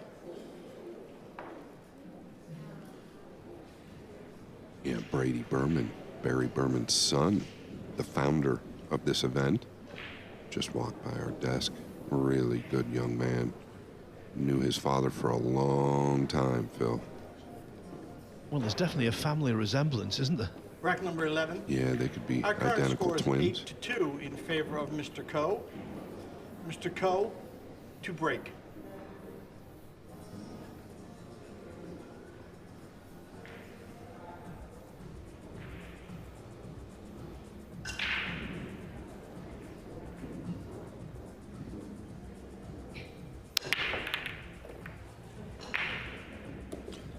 This is devastating to Jason Shaw, but it's great news to Ko Pin-Yi. A little grin on his face. I feel like you really got lucky. You got a couple kisses off the cue ball. This is common on the break. The key is you're making the one every single time. The other key, Phil, he's getting the looks. You know, when you watch him play like this and you consider his record, it's remarkable that if he wins this match, he would equal his best ever run in the US Open, which for him is a modest quarterfinal. Yeah, that's kind of unbelievable. When you said that, I was a little bit stunned. Is it the 4-9 next? Oh, he's held the cue ball. So sweet.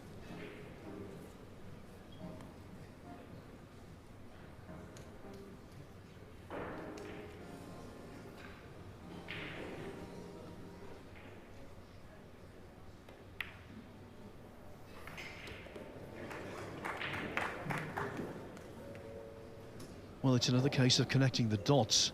Obviously, shape from 7 to 8, that's the key. But it should be quite routine, really, for someone of his capabilities. Yeah, and it was game number 8, I believe. Jason had a bank where he could have played safe to the lower left corner. He was short on position, short on the bank. And since then, it's all been Co. Lengthy 8th rack on table 4 has gone to Michael Bohannon, so he leads Duong Kok Wang 6-2.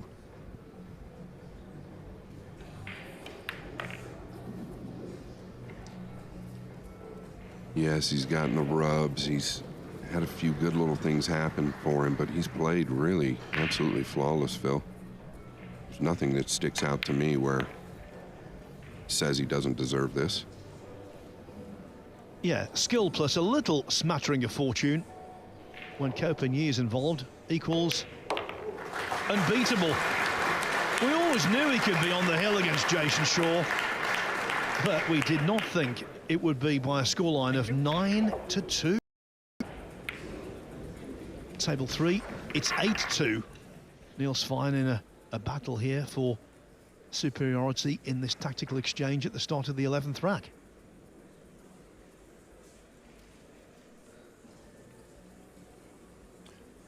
Yeah, the speed on the 2 there was great. Now you can clip the left side of it, maybe use the 6 to stop the 2. I Thinking about this match, though, with Jason Shaw and Ko Ping-yi, it was the combination that he missed. Then he missed a 2-ball, I believe, in the same game. No, it was the following game in the corner that he should have made. So it's not been great for Jason. And then the decision to bank that ball really, really put the nail in the coffin.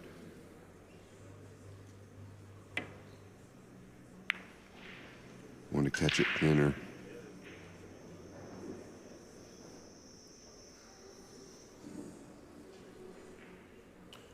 Boy, can he get behind the 7 here. If he can get enough of the 2, I think he lays behind it perfectly. Just don't catch it too thick. Don't be too afraid of the lower left corner here.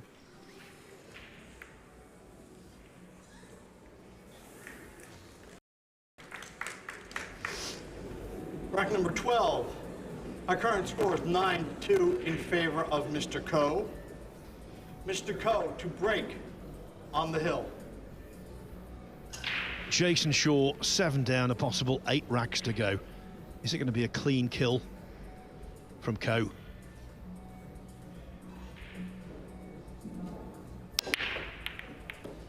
That's the first time I believe he's missed the 1 on the side. Does he get a look? Maybe he's missed it one other time, Phil, but this might be the only opportunity Shaw gets. Yeah, the break not dry because that rogue down.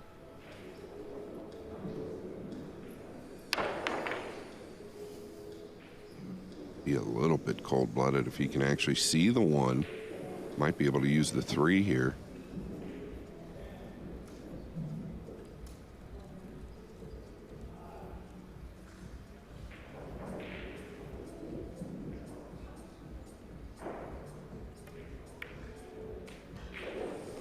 Oh, wow. Wow. His cue ball control is literally second to none.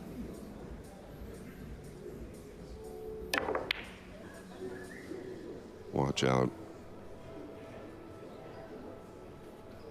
You can't blame Jason Shaw. There was a hint of resignation about that almost. What a performance from Ko, though. What a display. Ironically, 9 games to 2. It was 10 games to 4 in the race to 11 that they played. Jason come back and won. I don't think Jason's thinking anything about giving up. I think he's just kind of praying for a look of any kind.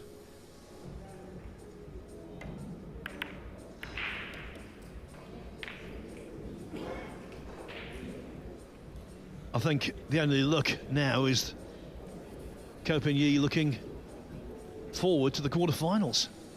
Yeah, so what? Game number 8, Jason takes on the straight back bank. I thought it was risky. He could have got behind the 3. There was no question there about the defensive play. He's been punished ever since. Obviously the combination, and then the thin cut on the 2. All pretty big mistakes from Shaw. Ko Ping-yi is not the guy you want to mess with.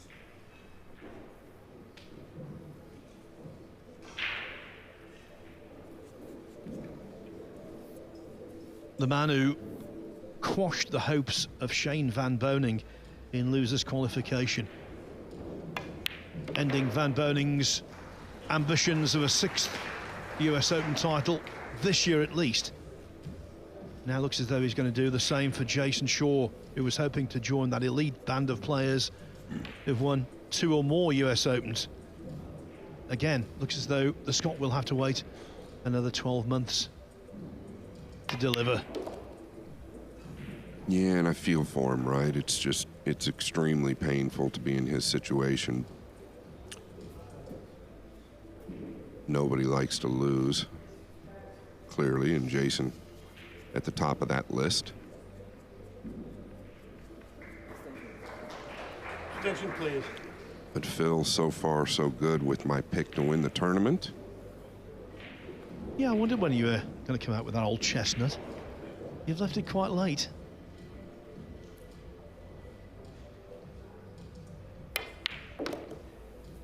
Lovely. It's an extent, though, of Ko's performance. Shaw won matches 9-0, 9-1, 9-2. Then he beat Max Lechner and Emil Gangflow yesterday. But today, he's been relegated to the role of a spectator.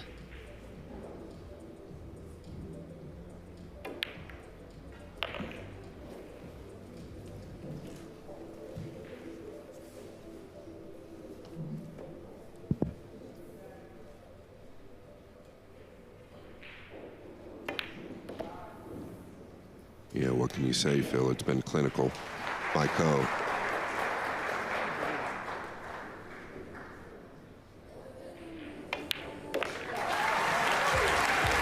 Ko defeats Jason Shaw. Nay, he trounces, hammers Jason Shaw by 10 racks to 2. One of the finest displays you'll ever see. And the first couple of spectators to congratulate Ko. He's two brothers, Ko Ping Han and Ko Ping Chung.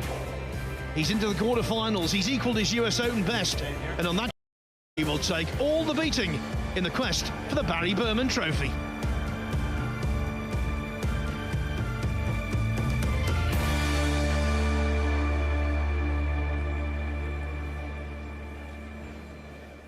Chalk on each.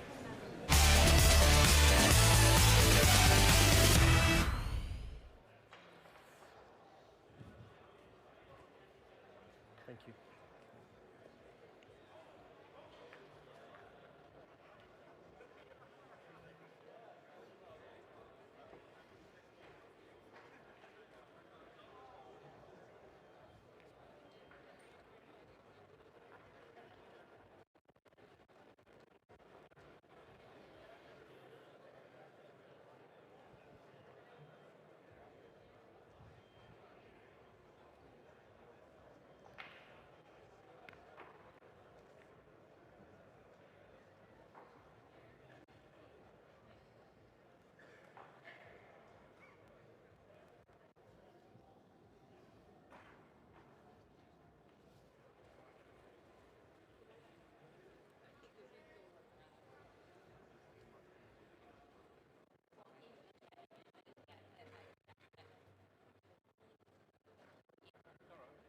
You want them in practicing now, Ben? Okay. You want them in practicing now? Yeah, straight in. Victor, you can come in, mate. Okay, fair enough. Yeah, set him in straight up. Thank you, mate. Set him go straight in. Yeah, so you're on that side, mate. Okay. Yeah. The beeps aren't working, so John's going to call 10 and 5, all right, from here, because there's no beeps. Why not? Because they're not working properly. Okay, so just make sure you're gonna say it loud. Say it as loud as possible. Sure. Because I'm deaf. No problem. Push outs and extensions, call to me. If I don't repeat it, I haven't heard it. So just make sure you say it to me, all right, mate? Yeah, will you have room? Yeah. You want him to practice one there, talking, yeah?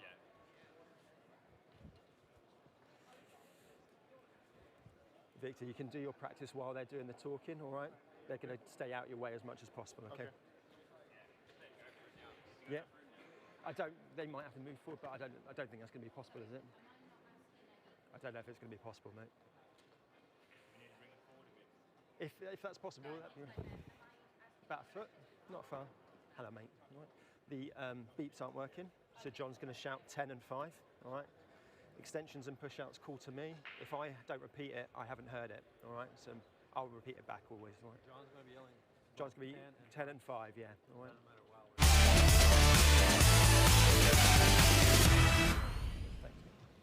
Good evening and welcome back to the US Open here in Atlantic City, where we have just been treated to a Ko Ping Yi masterclass, a high-quality contest with Ko coming out on top, demonstrating his tremendous cue ball control throughout that match, and he is through to the quarterfinals of the US Open. Scott Frost alongside me.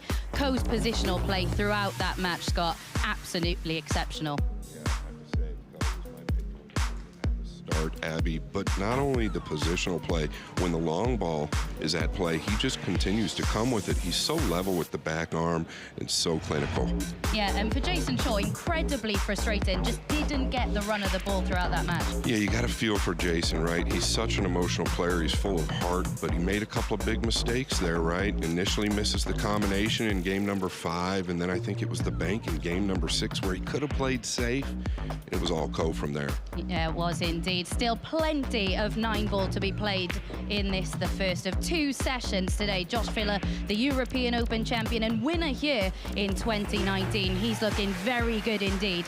He goes up against home favourite Oscar Dominguez, whilst the winner of the last 2 Open events, Aloysius Yap, well, he's in action against Jeffrey Rodder at the end of that all-European clash that is currently 9-2 to Niles Fearn against Albin Ocean. But Scott, just picking up on Joshua Filler, because watching his game so far, he is breaking incredibly well, and he's been involved in some tactical battles that he has dealt with incredibly well as well. Yeah, I covered his match yesterday. Forgive me, I can't remember who he played, but he struggled early with the speed on this table, right? But I say early. The longer it went, the easier he got with this table, the better he got dialed in. The more he got dialed in, his break shot got better. Everything started to really tune up for Filler. We haven't talked about him enough, in my opinion.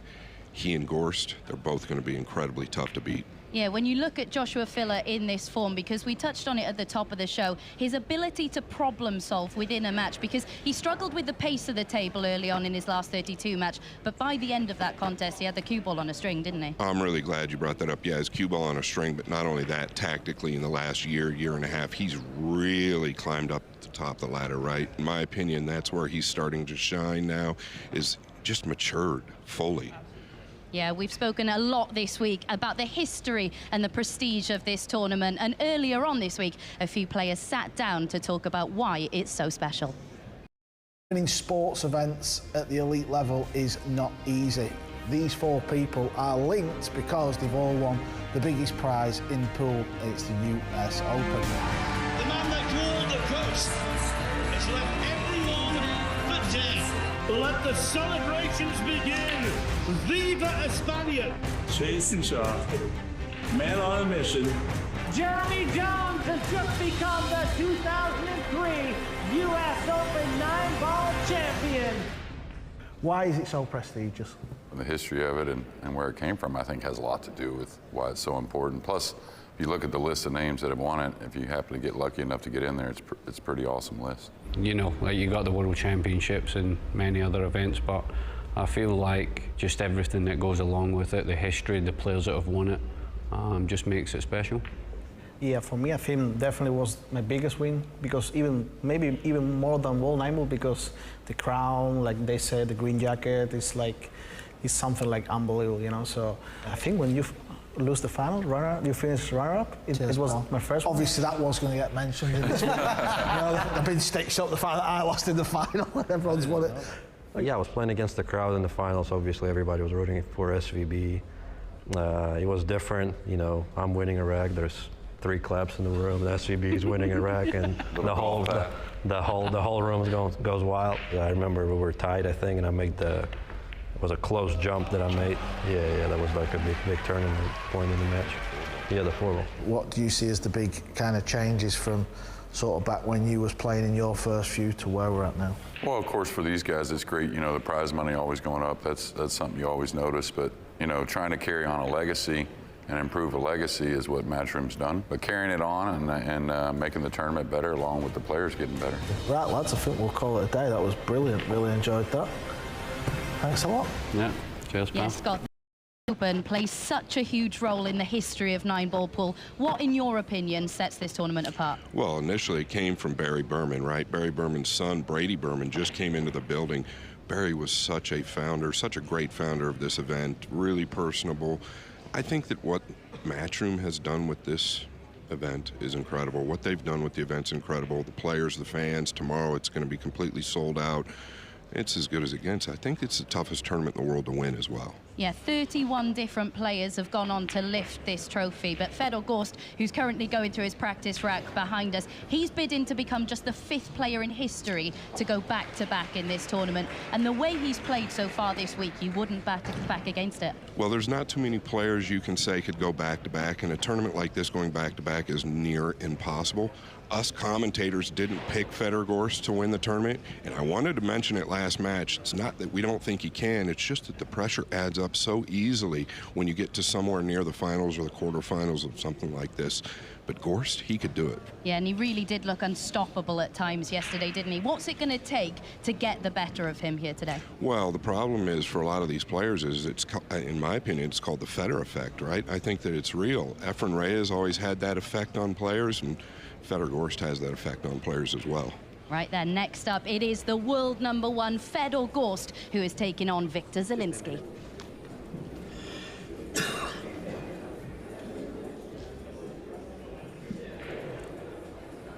Yeah, this proves to be going to be an exciting one, this. Jeremy Jones joins us in the booth. Yeah, Carl, I think Victor's up for this. He's played a couple matches now on this table. He's gone through not having the lead, gaining the lead, keeping the lead. He's broke the balls pretty well. I think it's all about the start, like we always talk about. Yeah, we do say it a lot, to be fair, but I'm with you, Jeremy. I think the start of this match for Zielinski is going to be key. Zielinski to break. Just because he's prone to missing the odd silly ball, playing the odd silly shot. Anyway, let's go. It's a real good opening break, but he's no shot on the red 3. Yeah, and it seems like, you know, we've talked about this table all week being really hot in the break. Koping to open this final 16 day has really shown us balls on the break, maybe a give it a while, but it's all about getting shots after that break, and that's eluded Mr. Zielinski here to start. This is where also I think Federer's really shored up his game on the push out side of things tactically. Oh, he's got a little piece here, so he's going to coast behind the brown.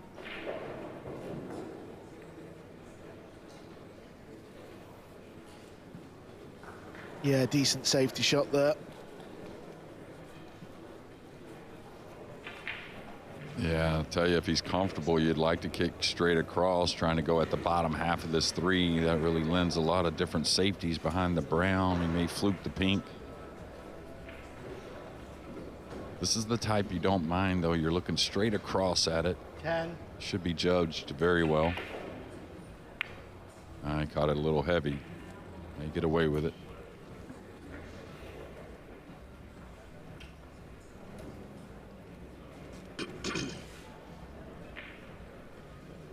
We got all kinds of scores still going on from the early rounds.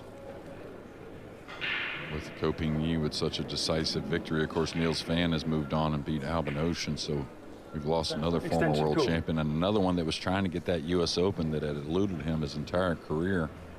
Niels Fan in the same spot. We've got Alexa Paselj and Johan Schuh at 8-6. And then Bohannon, who had a 5-0 lead, is only up 6-4 now over Duong Quoc Wong. So you got to believe he's got the momentum. Yeah, Johan Schuh was 8-2 up as well over Paselj. So Paselj won the last 4. Paselj, yeah, former semifinalist in 10. This event a couple years ago, I believe it was, whenever Ko-Ping Chung took it down. Nervy shot with the speed, trying to control the object ball and the cue ball, but he's done well. Done very well. Like that one. Extension cool. He's facing the man who's the best in the world with the short cue. The short cue is what we call the jump cue. He's flying over the 8 ball.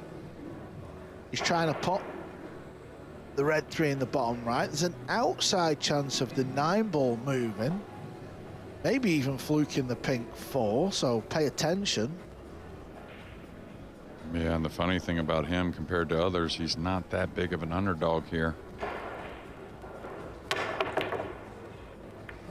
Boy, he really got into that. A lot more power than he usually exhibits on the jump. I think he's really changed the technique that everyone has. A lot of times it's just a nice little wrist action right there at impact. Tough little opener for Zielinski, but I think he'll attack. Yeah, I think he can swing the cue around, kind of come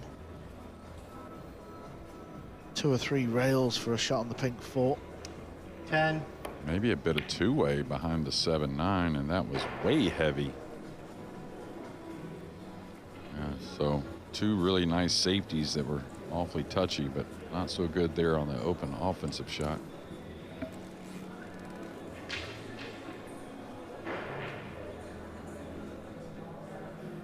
Yeah, that's a little bit worrying for Zielinski. Didn't even threaten the pocket. It was a mile away. 10.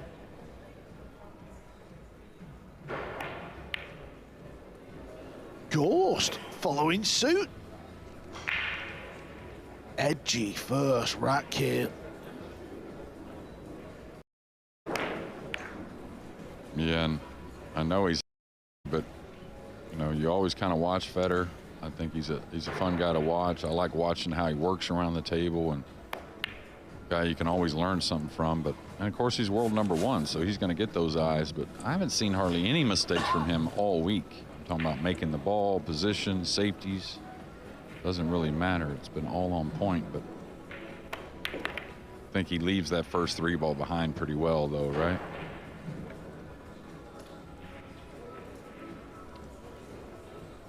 Yeah, this rack is not over by any stretch.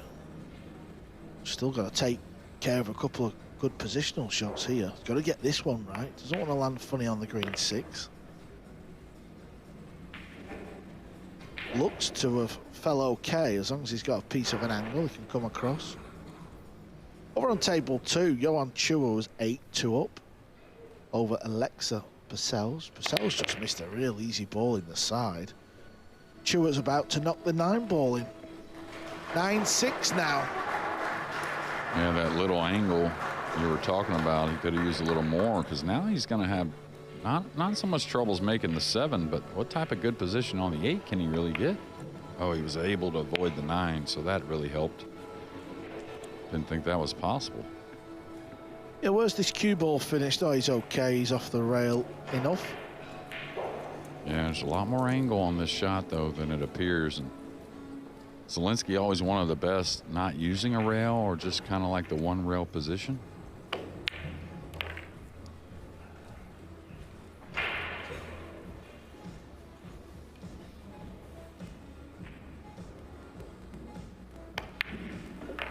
Zielinski wins the first rack. Edgy first rack here in this last 16 match.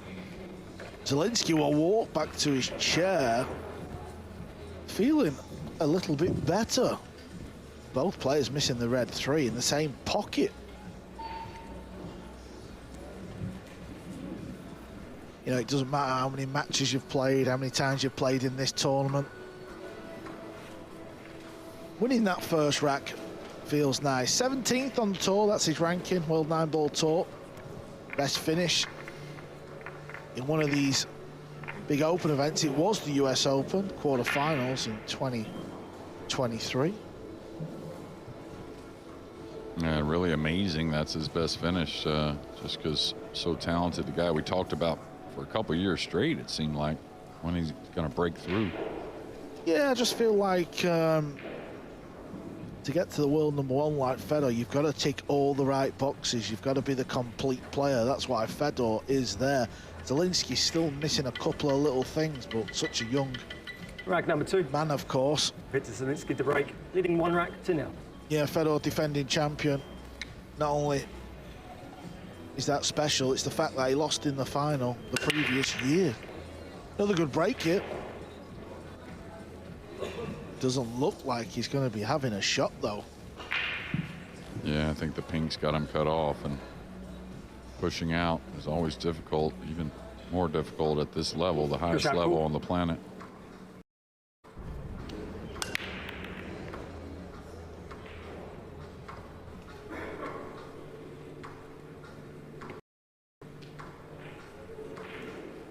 This is what pool is about. you can just break off, hope you make the one in the side, play a good cue ball. Some days you're going to get a look at the lowest ball, other days you're not. This is the art of being a pro. Now he's got to think about where he's going to play the push out. If you're wondering what the push out is, after the break, a player can hit the cue ball anywhere on the table. He can pot a ball. So he's going to roll the cue ball up towards the upper right. Fedor Gorst will come to the table. Fedor, it's your choice. There you hear the referee, Ben Taylor for Wente, say it's your choice. He can play the shot or he can give it back to Victor. So you've got to think carefully. Yeah, I tell you, he's giving him a natural bank here, and one of the best bankers on the planet. I mean, cross side's not too hard here. Got a good chance of pocketing the 7, possibly coming off the 7 out for shape. Don't think he passes this. Good thing for Zielinski, he's cut off the bottom of the cue ball, so it's got to be a top ball, and again, going towards the brown.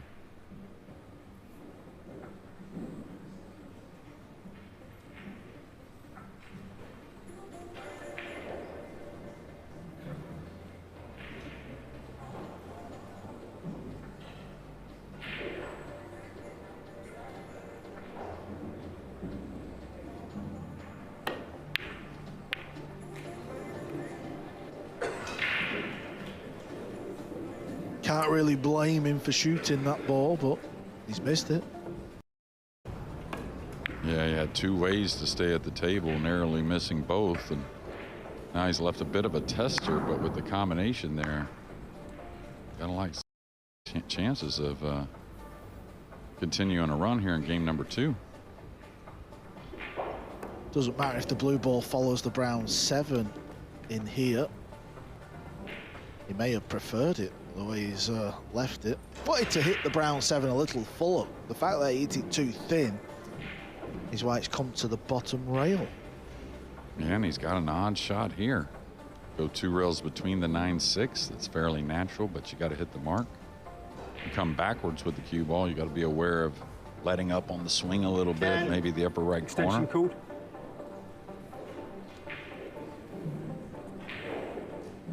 Gotta tell you what I saw there. A little bit of a decel on that combination. Maybe a lot of times you get those balls hanging. You think it's just Cinch City, really.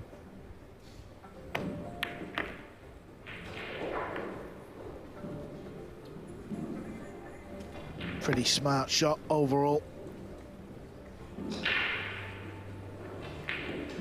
Yeah, he's going into the purple 5, I think, naturally rolling the ball.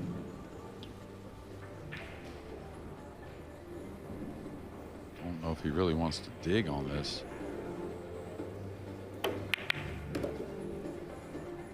He'll love that. Love that for sure.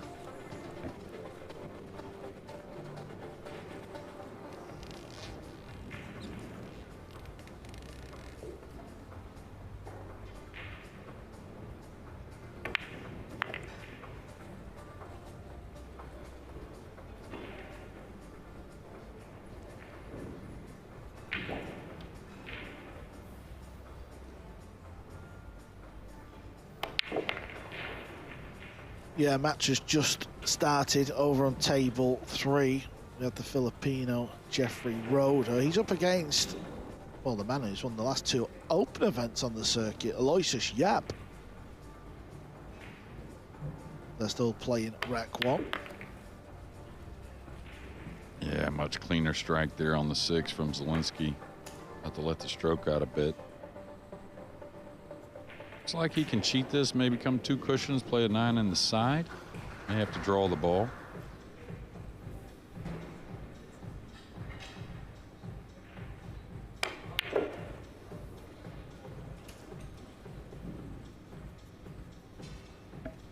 A few different strokes here in game 2 that I don't think is going to hurt Zielinski at all.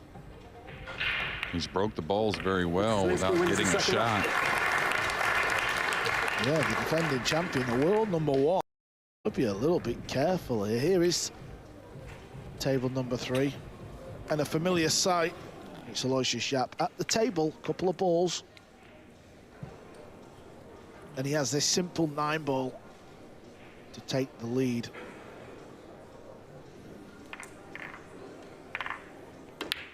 JJ, we're talking about Yap and Chua and Gorst, you know, as the kind of informed players, but Jeffrey Roeder, very consistent. Yeah, I tell you, a lot of things in our sport, I think no sport in the world gets talked about number one more, but doesn't get talked about the top 10s, the top 5s and whatnot. It's all about the guy winning, which I get it. But Roeder's been down there at the business end as much as anyone this year. Yeah, I think quarterfinals of pretty much every event he's entered. That's how good Roeder is. Rack 3. Victor Zielinski to break, leading 2-0. Started playing snooker in the Philippines, which is very, very unusual. Yeah, I've only known one that ever did that, Marlon Manola, and what a QS he was. I'm telling you, he's got this breakdown pretty well. The 2's kind of by itself. That's always a good sign. So he's going to get to continue this run. Type of shot he may have to let the arm loose a little bit. The cue ball swing maybe 4 rails around. Yeah, we've seen what happened in rack 1 when he had a similar shot. This feels a little easier though. Cue ball might not be easier though. He's got to avoid this 9-ball. Yeah, as long as he makes the ball though with that 4-rail path. I mean, he's got to worry about the 6, right? There's some cover up, but I really don't feel like too much bad can happen as far as snookers or scratches, anything like that. I feel like he could go 2 rails slow, but he's not. Yeah, he's caught the 9, but what's he left? Well, he's got to be happy with that. Yeah, he's got a natural cannon into the 6, so doesn't have to worry about the angle as much. Maybe has to elevate the cue a little bit, though. But just getting to let the arm swing a little bit on that 2-ball, that really helps. Extension call. Touchy little shot, though, if he's got to elevate.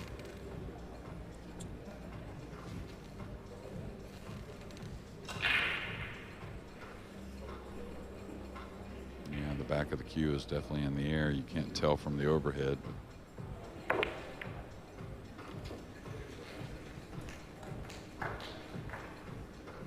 all right, just go forward, play the purple up long, most likely.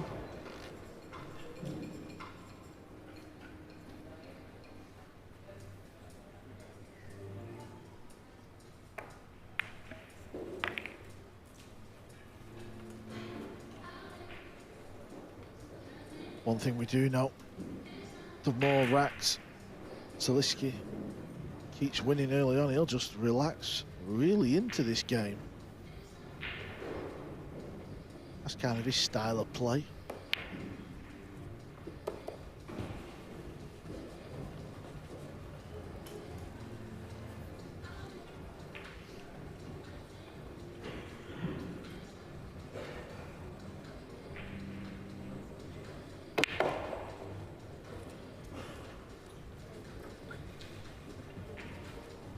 He's gotten perfect here, really. Just a little pinch of the cue ball, come 1 rail at the 8.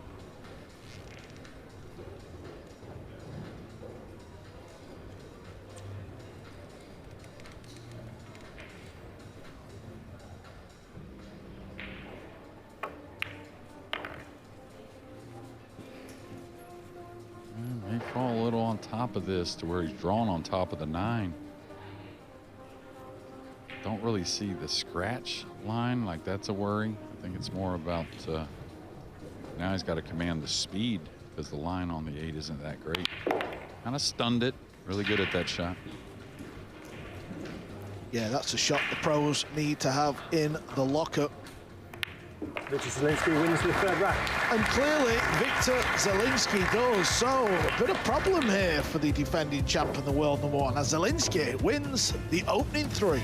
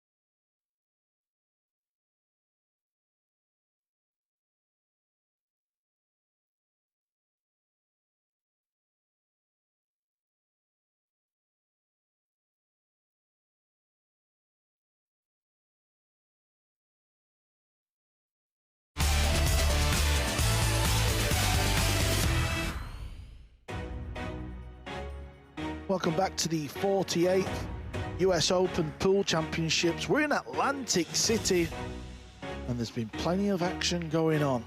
We're not only here for the US Open, this is the SVB Junior Open. Quarterfinal started this morning. Just one more match to go. Then we will have our semi-finals in a couple of hours. Brilliant to see the juniors having the opportunity to play alongside the pros. Thank you, rack 4. Victor Zielinski to break, leading 3 racks to 0. JJ, we spoke about this before. I remember you telling me 6-0 is the number where a pro might to start getting a little bit concerned. Yeah, absolutely. I think that was in those races to 11. You may even think something different in this race to 10, but you know, Zielinski really hasn't gotten that many shots after the break. He's got another little look at the 2, but not a whole lot on offer.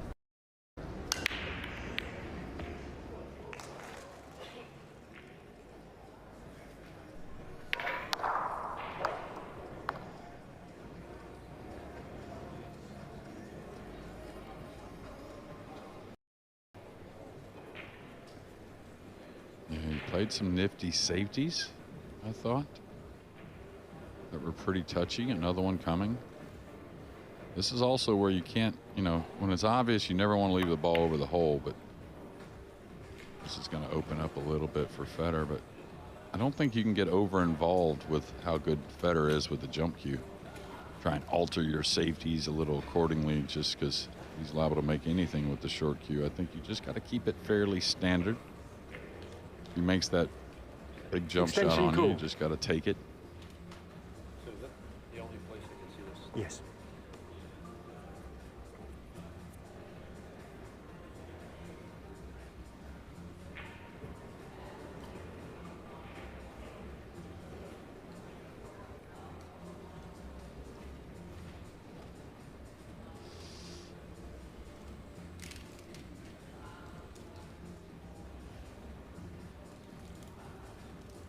I'm not really sure what he's eyeing up here.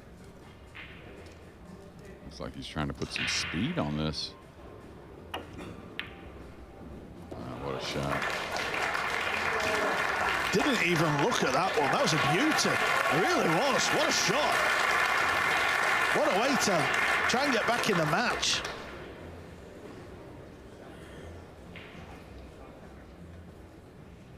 Yeah, beautiful setting, beautiful arena.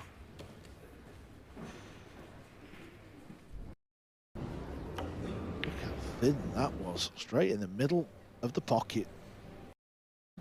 Yeah, and not only severity of the cut, but to be able to hit it with so much confidence when cueing near the rail. And again, we all talk about his fundamentals are so pure. It helps out with every situation.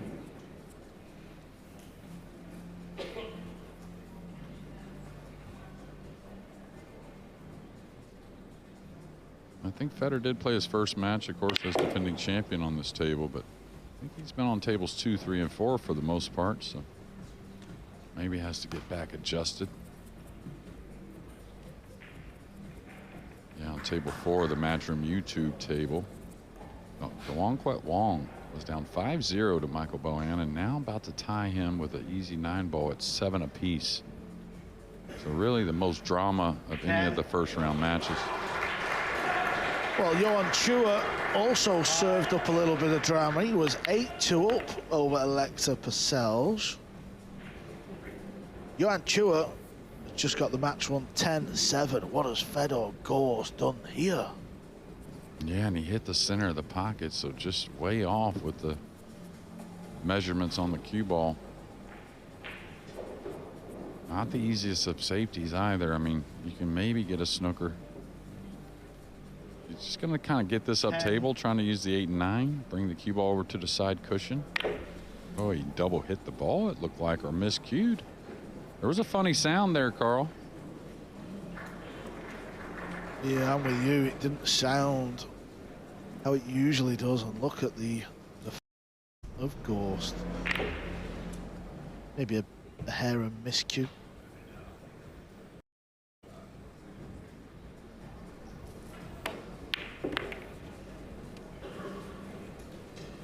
This is what can happen when you put a player under pressure. Fedor just not at the races at the minute. This was a gift.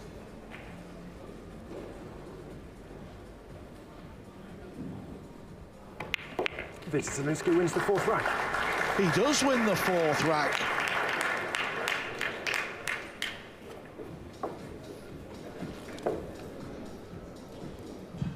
Well, let's just keep you up to date with the scores coming.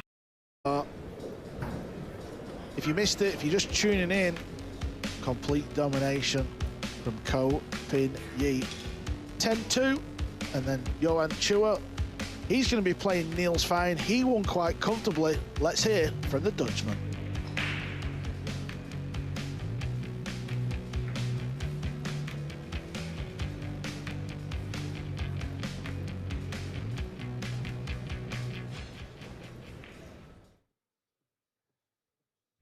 And Niels, you just made it into the final 8. Put a pretty good exhibition on. Also, I got to commentate your finals match at Super Billiard Expo. I had to throw that in there. That's your last big win. How are you feeling? I'm feeling pretty good. You know, feel like I'm a diesel in these events. I don't play all the majors anymore, so sometimes it takes a few matches to get going. But then I slowly progress and play better and better, and that happened this match as well. Albin could have gone up 2-0. He made a little error, and I ran 3 racks right away, so 3-1 to me, and then 5-1, then I blew it wide open, and just played pretty well all the way to the end. Pretty impressive what you do, Niels. Your fitness is obviously great. You're 48 years old. I'm a little partial to that. I happen to be 50, so I'm very proud of you. I'm actually rooting for you, man. Good luck to you. Keep playing well.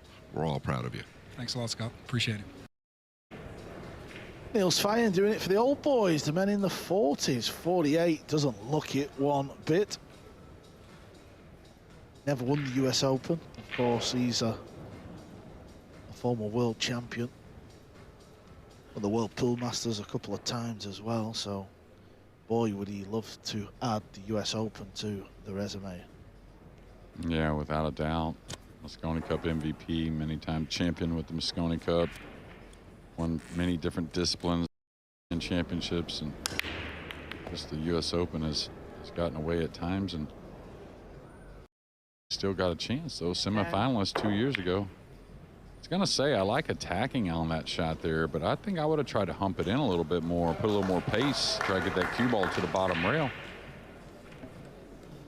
Kind of feels like it's now or never.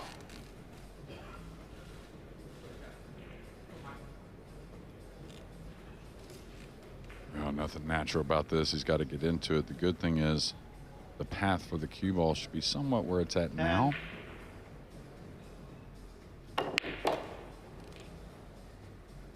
This may drop on him a bit. Now, this is probably a hanger for Federgorst, but if he does have to jump the ball. Extension called. Yeah, just got a little bit too much into the cue ball. Yeah, now does a player that feels like they're supposed to make these types have more pressure to make it, Carl? I never felt much pressure on jumps just because I felt like I was an underdog. Yeah, I hear what you're saying. That gives you an idea how easy it is. Yeah, it's unmissable. Even you'd make that one, Jeremy. Yeah, that last camera angle, I felt pretty good about making it. Yeah, I would have bet a burger on it, or maybe a double burger. But big little out here. I know they're wide open, but he's got to get on the board. Even though he's number one, everyone knows him. They're all wondering what he's going to do every match. Still got to remind your opponent you're there. Yeah, Fedor will feel like he should have won 2 of the opening 4.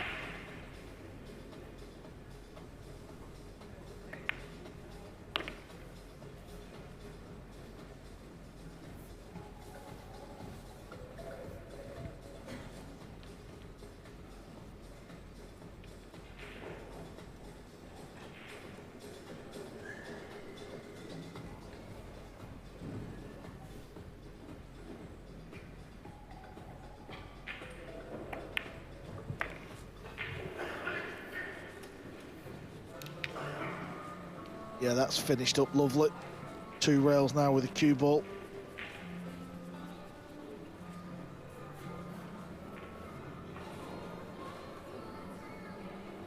Does this a lot, Fedor. He likes to really look down the line of the pot. 10. Yeah, he's really a guy that relies on his process when the nerves are high. Didn't let up on the cue ball there as well. He wanted to get as close as he possibly could to the 9.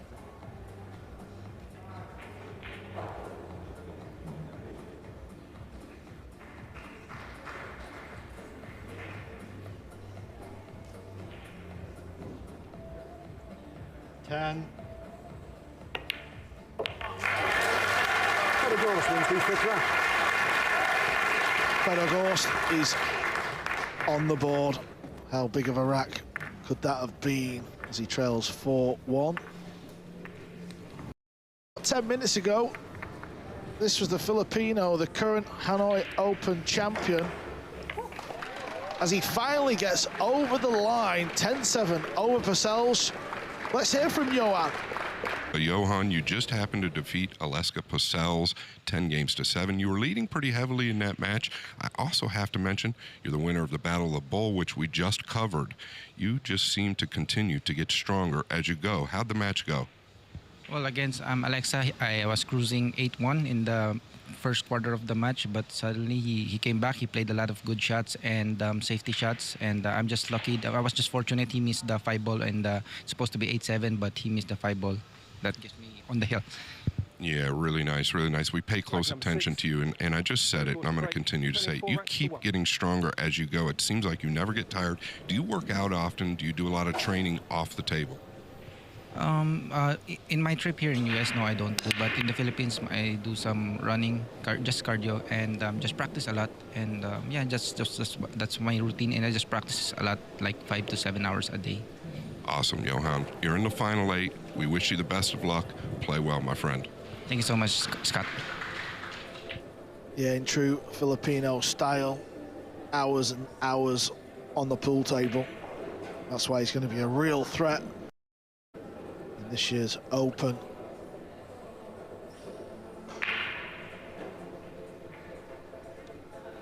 I think another real threat is something we just saw from Fedor Gorst, the break shot. Got a lot of balls to get around here. The purple 5's a concern as well. Pink 4, he doesn't want to shave that just the wrong way. It's caught it heavy enough to open. Little things like that just going in favor of Fedor Gorst. If he hits the pink a little fuller, he's kicking at this ball.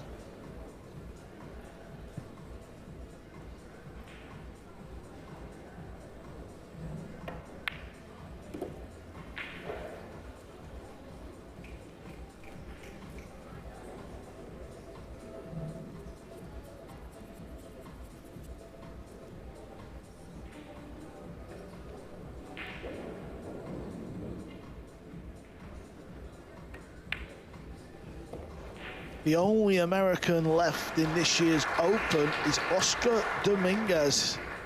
He's about to break in rack 1. His match is just starting. He's playing a former champ, 2019 champion, Joshua Filler. And he scratched on the break. Yeah, caught the one a little heavy. Filler, you want to keep him in the chair as long as possible, but now ball in hand to start that match.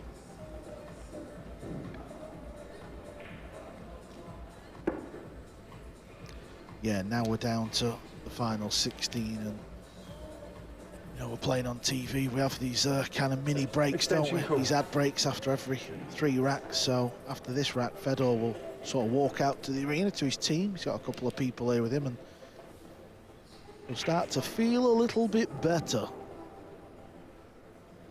Miscued before in the match.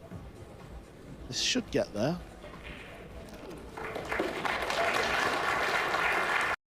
Yeah, another thing, another attribute, not only all the greats, but Fedor Gorst. Can't be afraid, right? To work the rock if needed. Not really been paying attention, actually. I know Fedor pulls the little extension out of his pocket and puts it on his cue, but has he been doing that this event? Not as much, I don't think. Don't see it coming off as much anyways. Don't know if it's been on there the entire time either. He's got a lot of different ways he kind of configures the cues and the jump cues and whatnot. Very detailed individual. Yeah, just before Fedor knocks these couple of balls in, Kwok Kwan over on table 4 has took the lead. He was 5-0 down. He's now 8-7 up.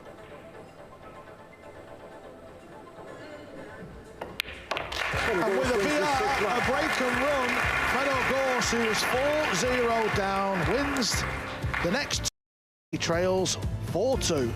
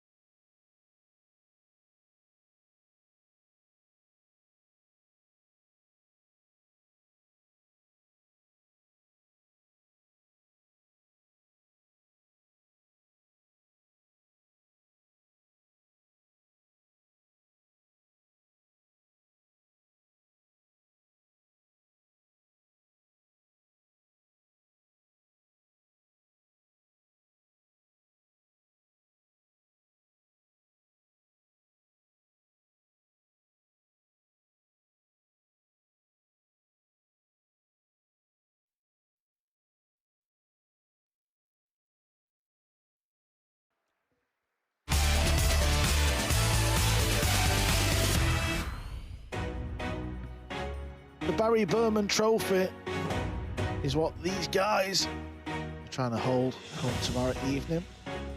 Ko Ping-yi, pure domination over Shaw. Shaw didn't see the table too much. Ko Ping-yi advances. Johan Chua, about 10 minutes ago, beats Alexa Purcell. And the battle of the two Europeans, two big-time players, Niels Fein and Albin Ocean, never won the US Open. Both former world champions. It was Fein who got the victory 10-2. And just look at Kwok Kwan, 8-7, 0 Fedor goes to down. break. Trailing 4 racks to 2. You can just see the tables on the top right of your screens. That's tables 2, 3, and 4. Plenty of action happening over there. The crowd all week have been congregating over there because, Jeremy, you get to see all them 3 tables. Yeah, sweet spot to watch a lot of championship pool, and we had those 4 tables set up, which was a real best there in Florida. Of course, the main table here with Federer, Gorst, and Zielinski. Tell you, a match hadn't started yet. Woo Kun Lin, who put on the performance of the tournament yesterday in a 10-0 rout of Morris Newhausen, and poor Morris didn't really have anything to do with it. It was 9 breaking runs, I believe it was, out of the 10 games won. Yeah, the alternate break brigade are out in force. 6-pack from Woo Kun Lin. That's the highest I've heard about on the circuit. Yeah, and I'll tell you another thing. The guy he's playing, after having that one in Vegas earlier this year, has really upped his game, Dennis Gravy. Probably playing the best pool of his career at, what, the mid-30s? Yeah, knocking out the current world champion, Dennis Grabe. Yeah, convincingly also at 10-3, I believe it was. Got a few different shots here. He could try to fluke the 8, come in rail first on the blue 2, let the cue ball slide down the rail. Gives it a bit of a chance. There's Bo Annan, the split screen to tie it at 8-8. What's your mentality after up 5-0 and now you're down 8-7, even though you tie it in breaking? Well, the match he won last night against Show. Foul stroke. He hit the point. Yeah, he hit the point and it straightened out. I've never seen that before. I've never seen that before. I thought my eyes were fooling me. Yeah, it looked like one of those. Oh, wow. Looked like one of those AI they create with the pool balls doing things that they just can't do. Yeah, a piece of the ball. I'm as shocked as you, Victor. We're all shocked.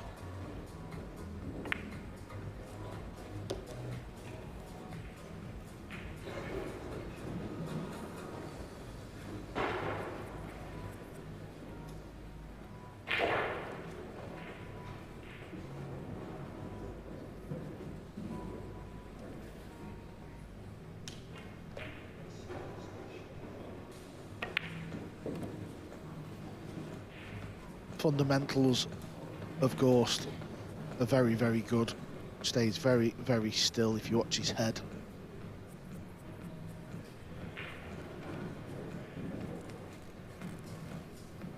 Yeah, everything from top to bottom, really. I think he's built perfectly for a pool player. Good 6 feet tall or so, and even longer than that, you may say. That's the feeling I get. But if you ever get the overhead, everything very straight up and down.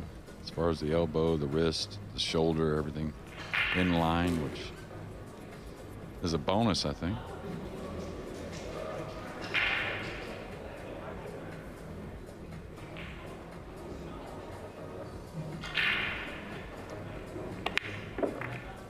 Caught a little bit of the rail there. I don't know if he's got enough angle to shoot that 2-rail stun like he likes so much. Probably be a high ball straight down the table. Extension called.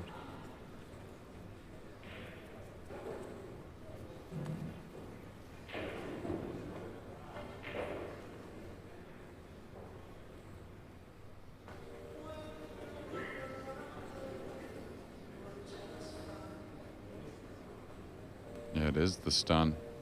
2 cushions. No worries on the 7 because the 8's very playable.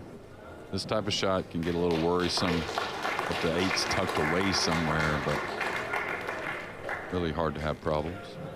Yeah, you can see with the overhead, he's got a nice little angle.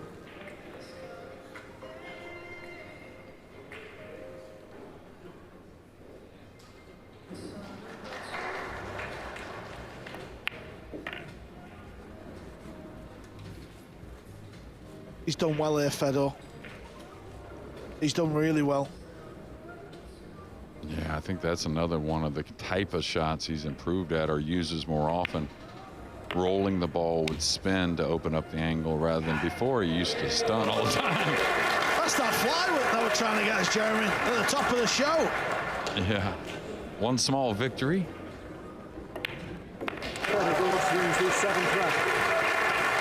Pulls it to just 1 behind. let's not forget the final of the World Championships. 9-2 down to Biardo. Got it back to 9 apiece. He will not give in. Yeah, if I remember correctly, after 9 apiece, it went 12-9, and then he got it back to 12-12.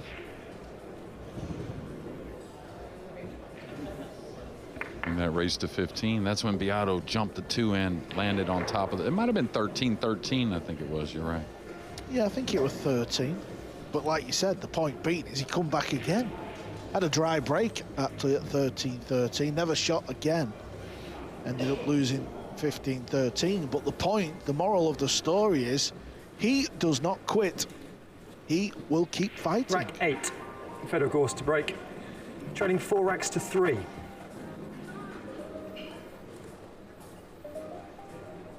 Likes to put the cue ball right in the corner of the break box. Hits them very hard as well. That's what I like about his break. You know, certain players can hit them harder on the circuit, but they choose not to. They take the pace. Gorst goes full pelt.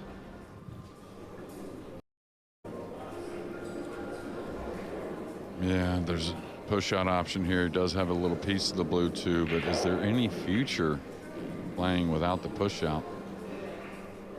Can he ease this between the 2 balls and go up table? Does he need to come behind the brown maybe off the top cushion?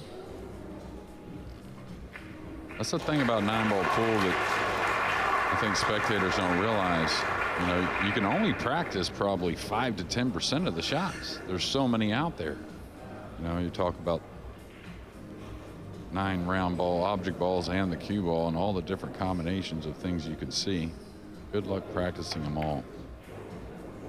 Oh, crafty here. Needs a little speed on it.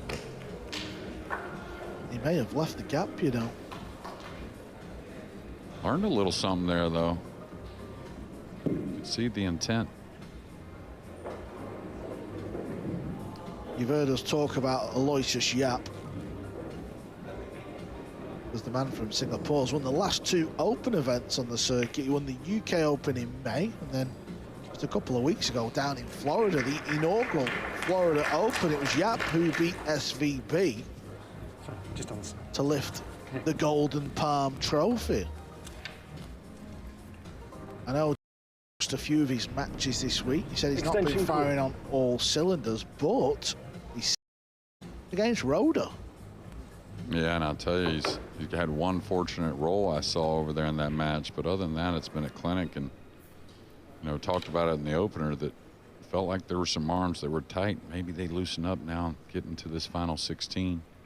Yap's a guy that's had a lot of success on the East Coast and a former finalist here. Needs to hit a rail, I'll tell you what. I'll tell you what. What a great shot with the bridge.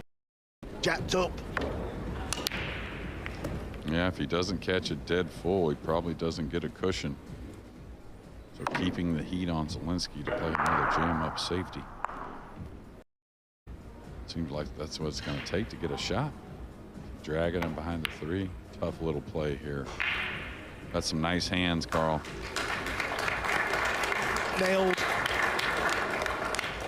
That's what that was. He nailed it. Can only come off this left rail by the looks of it, and he's got to hit this quite soft. Watch the cue ball arc. He's trying to arc it just below the brown 7. Oh, this could give us a real good look if he pulls this one 10. off. Yeah, sometimes I may just mass say it. 5. Foul stroke. Ball in hand. Opened up a hair of a problem with the 4-5 also, so Zielinski's got a chance. Please start the clock.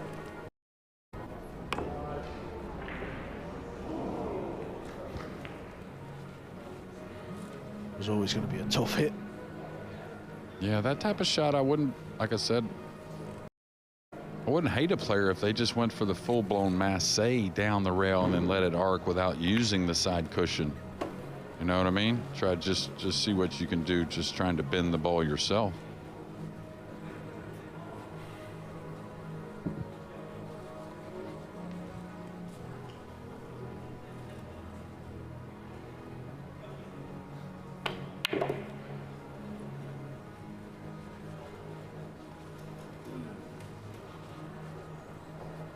such a mental game. You know, I don't think this really hurts Zelensky. Federer coming back with a few games right there.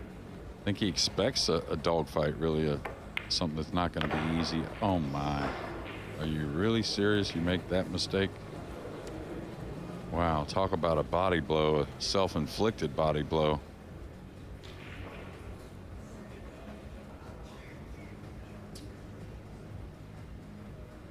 Careless. Now kicking off one rail. Extension called. Middle pocket is there, obviously. The 8 and the brown 7 could come to the rescue.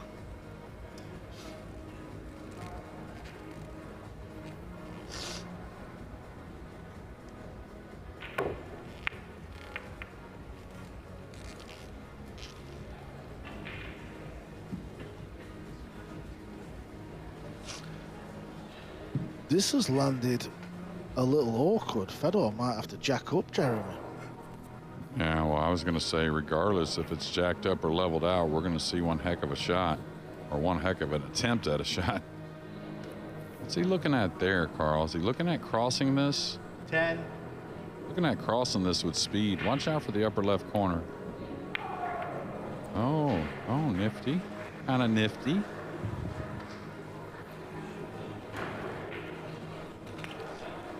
Interesting, though, to not even think about jacking up.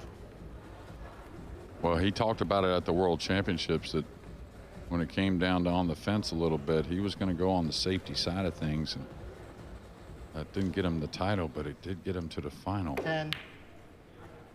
Oh, he was trying to use the 8 to hold the cue ball, maybe. Really, putting the onus on getting the purple 5 to the top cushion. Kind of get the vibe that this rack's more important for that man there, Zelensky, than it is for Federer.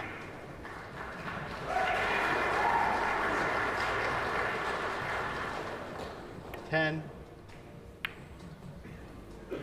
Trying to use the green 6, and whenever you've got that type of shot on a pool table, so difficult to get the hook behind one ball. All right, Josh Filler up 3-0, but broken scratched. Oscar's made a couple little mistakes already. He's got to get this one going. Can't let Filler, I mean, they're all great front runners. All great players are great front runners. I don't ever know of any that aren't. But Filler especially can make it really run off and hide away from you. Yeah, you could be forgiven for thinking, you know, these one-sided score lines are all because it's winner breaks, but Dominguez scratched on the opening break, missed a kick shot in the next.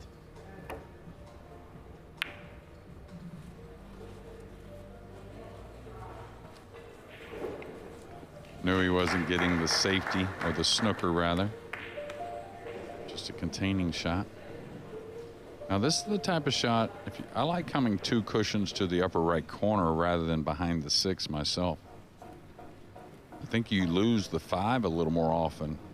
And the 8 can come 2 rails and get in the way. So we'll see how he plays it. But you see how the 5 pushed over a little more? Now, whether he played that or not, it's going to work out. Pretty good cue ball.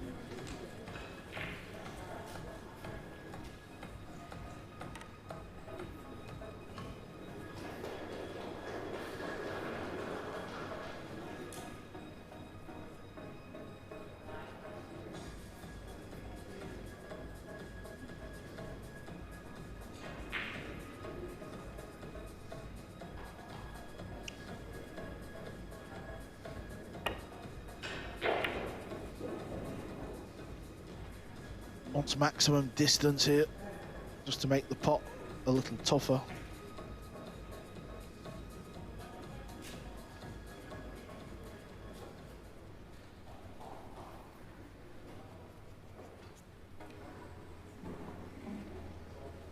Can't really go forward. Throw 1 row across. 10.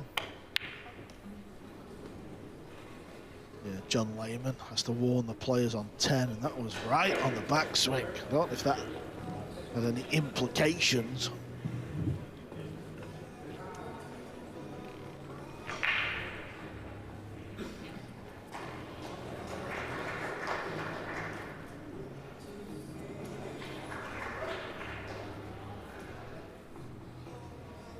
Dominguez has missed the 4 up in the corner. Pretty routine shot, so he needs time away from the table if he gets that chance. Maybe take a timeout. Keep you informed, though. All right, Carl, got to have good speed here with the 7 where it lays on the rail and the 8 on the other side. This is not easy, especially stunning 2 cushions. You got to go far enough to get a shot, but not too far to be falling kind of straight. Yeah, I hear you, Jeremy. I hear you. Let's look at the cue ball. Looks a little light.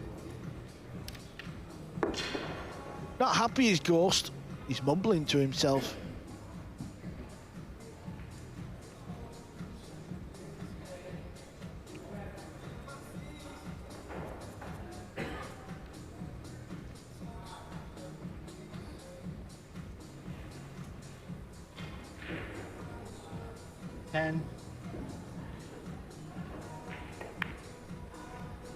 Conservative.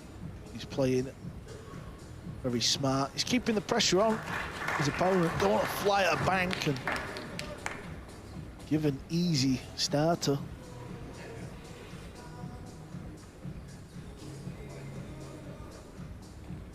Table 4. Duong Kwok 5-0 down. This is the state of play now. He's just played the safety shot. Both players coming round to have a look what is left. Meanwhile, Zielinski's flying at full table banks. Had a little by design there with the backdoor safety. Yeah, that shot does come up a lot.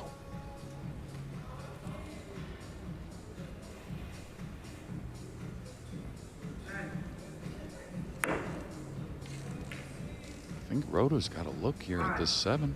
Oh no, he had to play off the bottom end. He's going to give up 10. a bit of a look as well. Excuse me, Bohannon. 5. Yeah, there's that many Filipinos.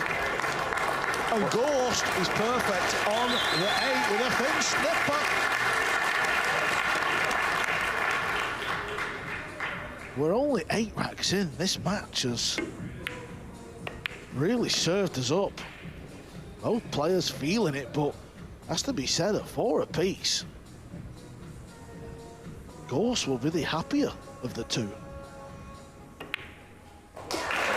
Ghost wins the 8th rack.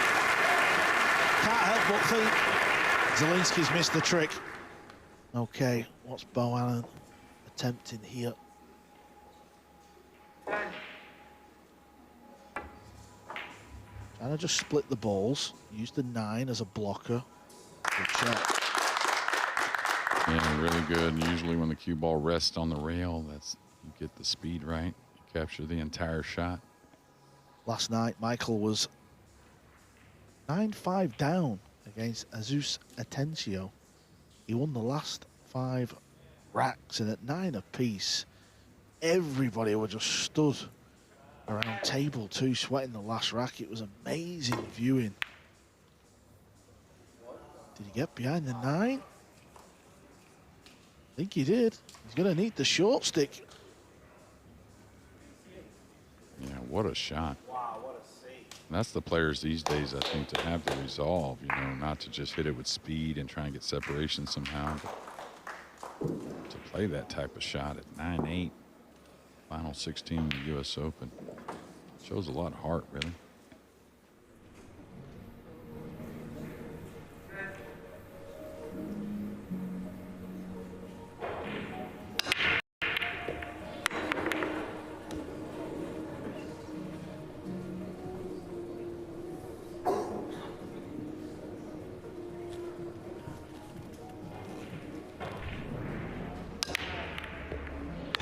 Lost the cue ball a little bit there. But he stays at the table. You expect him to maybe chip off this blue 2, leave it on the top rail. He could go forward and lock him behind the 8, but that leaves an easier kick. Yeah, why not cut the 2 in like he did earlier? Off the push out, I believe it was. Yeah, Duong had a shot at the 7. It wasn't easy, but definitely a chance to close that match out. Missed it by some piece. He's rolling forward, it looks like. You would figure he'd chop the right side and run the cue ball. Yeah, that was the shot. Where's the cue ball going to end up? Not happy again.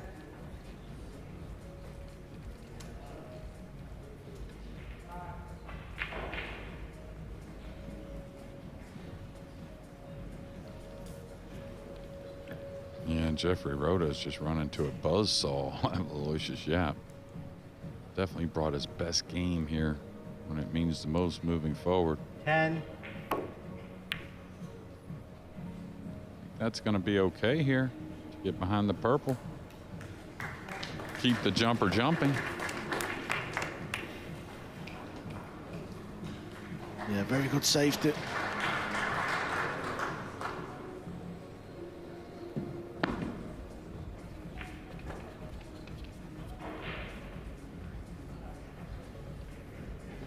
Extension called.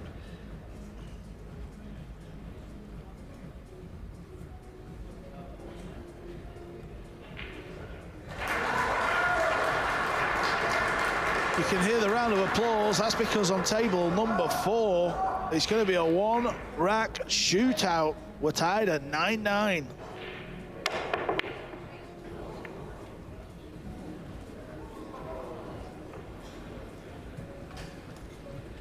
Wasn't far away. May have gotten a hair of a snooker here and maybe on the wrong side of this blue 2 to get to the red 3. It looks like he can cheat it. Sorry. Hard to have full control of that cue ball though, so is there an alley for a scratch here maybe? Trying to slide down the rail. 10.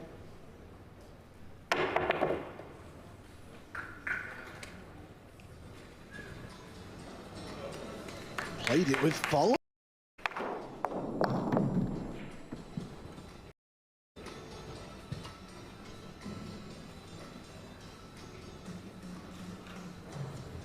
Yeah, and he's got to think this one through. He's obviously going to run off the red 3, but with the 5-6 there, if he leaves him any gap, of course, is going to have a pretty routine safety, you would think.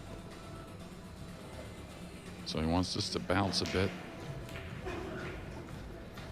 Pretty good stuff there. Hope the table fitter's done his job here.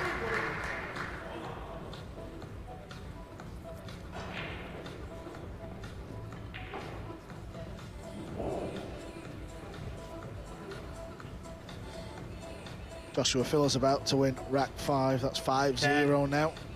The German. Playing this with pace. It's gone wrong. He's had a ghost roll. Yeah, big roll there, and you know, going to the ad break here after game number 9. Couldn't agree with you more that I feel like this game's much bigger for Zielinski at the moment than it is for Gorst.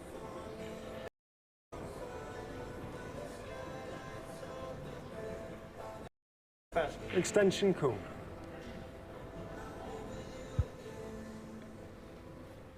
Yeah, you'd like to come across the face of this, maybe send the cue ball towards the green and the purple.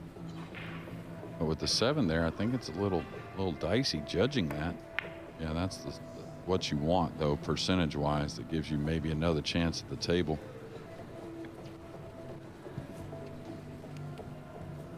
Bedo's so good in this situation, though, just piling the pressure on. Always seems to pick out the right shot. Going for the bank to the side pocket.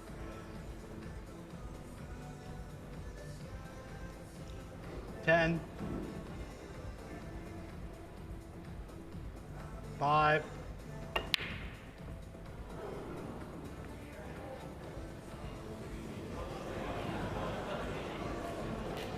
The ghost roll is going to be known as. Yeah, you can get it right here in Atlantic City at Harris, the Gorst roll, but he's had a couple here. Let's throw in. I think if he can get to the good side of this 3, he may be able to throw that 5 in the upper left corner.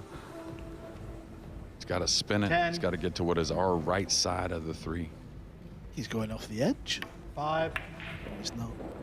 Oh, he played the nice safety behind it. Crafty young man.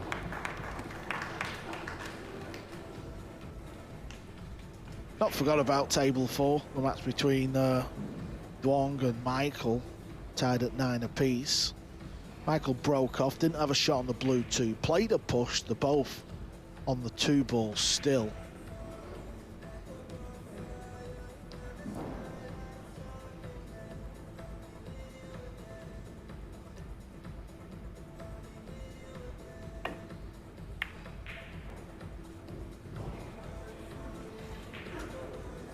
How about that one, Double J? Yeah, very good. All control and all by design.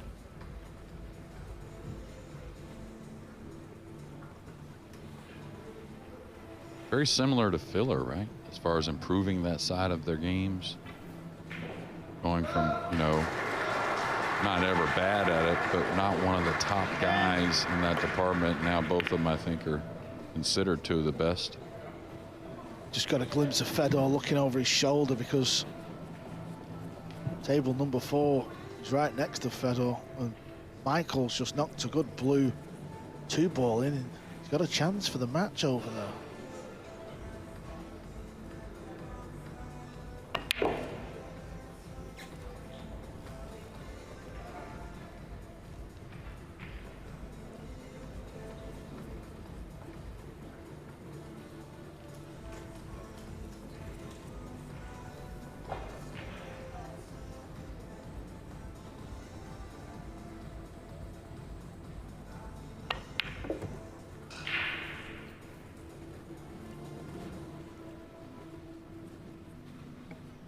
On a little straight here, so may draw back for the brown 7 in the right middle. Josh Filler not letting Oscar to the table much. He's about to extend to 6-0. He will punish you for every little mistake. 10.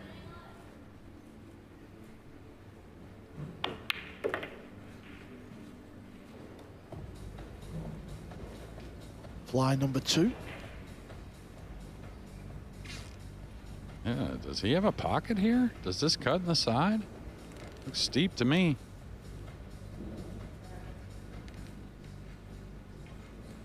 That's a good look at the overhead, but it is thin.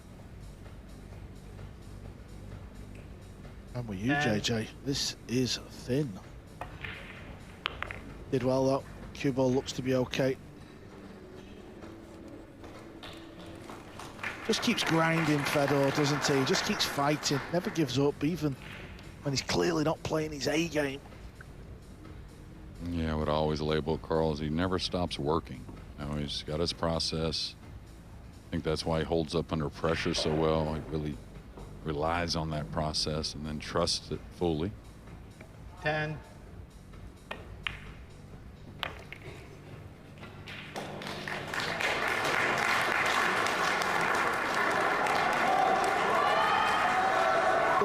From table 4 because Bohannon has a chance for the match.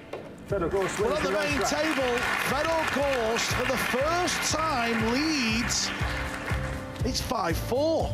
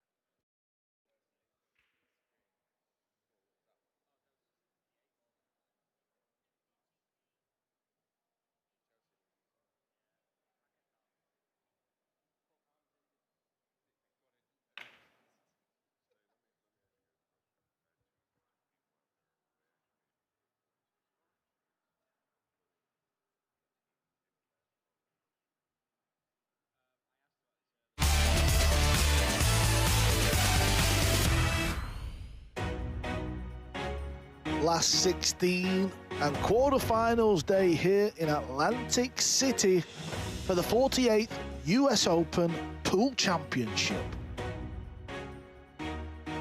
Look at the 8-ball at Hill, caught both jaws. But it's the Filipino with this 9-ball to knock Duong out. 5-0 up, Michael Bonanen from the Philippines.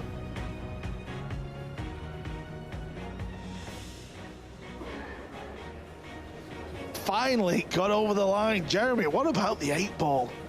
Catching both points. Yeah, pretty exciting stuff from Michael. Of course, a great tournament for Duong. I think he's heading in the right direction. But you got to believe, right? No matter what, lost that big lead, hung tough, and got it done. And, you know, the Filipino flag, when it's next to it and they're overseas, you know they can play, but it's just amazing. It's not always the big name Filipinos, but they keep making deep runs.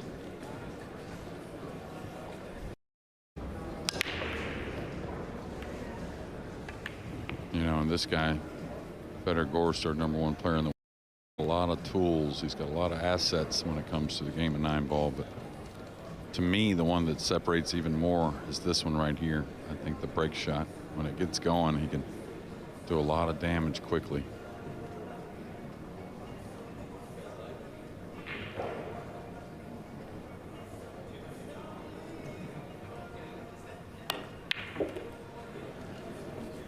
Hugo needs to slow down, which it does. Yeah, but not afraid, you know what I mean? Like, even there, he wanted to draw back to get that angle on the 3 rather than settling like a lot of players would. A little more distance and not as sweet on the 3-ball.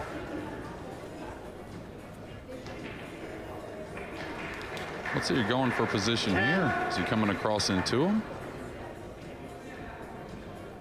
5. Playing for the combo. Extension call. Needs a bit of work, this one. Jeffrey Roder has won his first rack today. He trailed 9-1 though.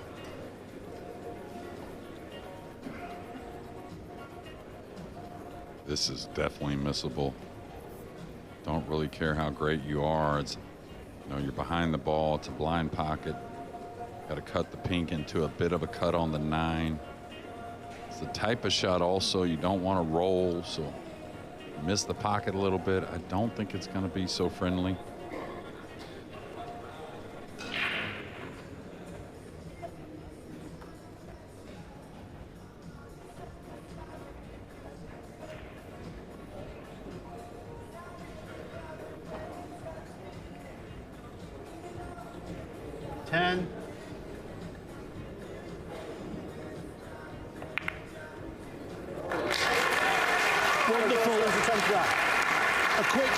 And run gives Gorst a 2-rack lead.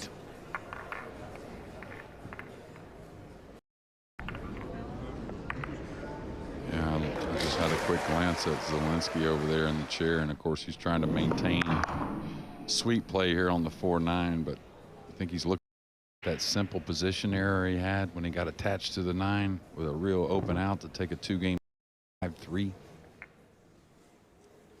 Table 3 action, another Filipino, Jeffrey Roder. You feel like it's going to be unlikely he's going to get through this match, but he's just going to apply a bit of pressure. You never know. But yep, the man in form, back-to-back Open wins.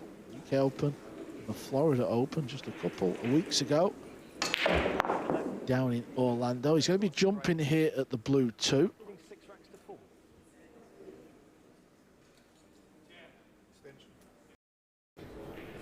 WNT.tv. You can see the end of that one. Back to the Gorst break. That's the other thing, you know, you talked about him breaking firm. It seems like it gets firmer as the match goes on. Really no fear on that end. Yeah, I just prefer it when the players unleash on the break. I think it does wonders for your Q arm as well once you start getting right. Yeah, I think just that energy alone does so much for the player.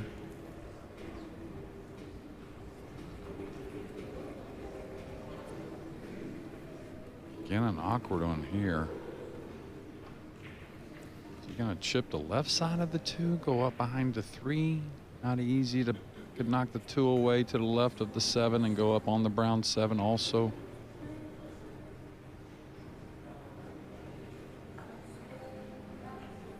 I think both are okay. So it's not the green he's going behind here. It should be the brown 7. He's got to cut this 2 quite a bit. Yeah, just get the simple snooker when you feel like the momentum's on your side.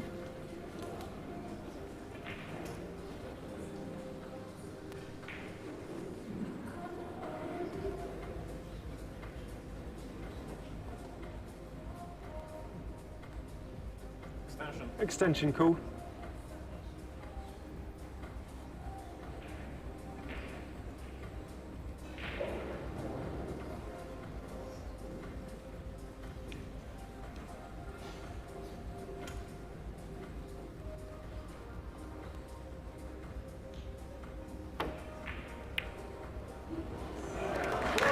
That's 2 Raylo. He needs to back it up though now. This is a big, long 3 ball here.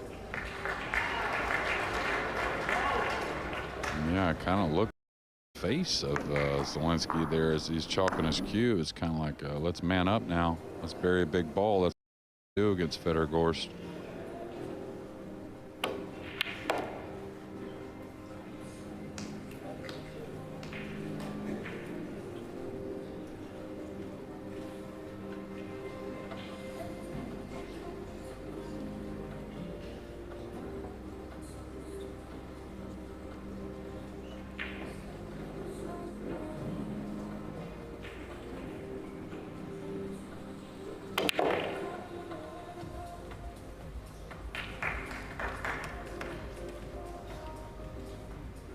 Looks to be pretty good. Yeah, really good at this shot, holding the ball. Kind of like that light draws, nip in the bottom of the ball.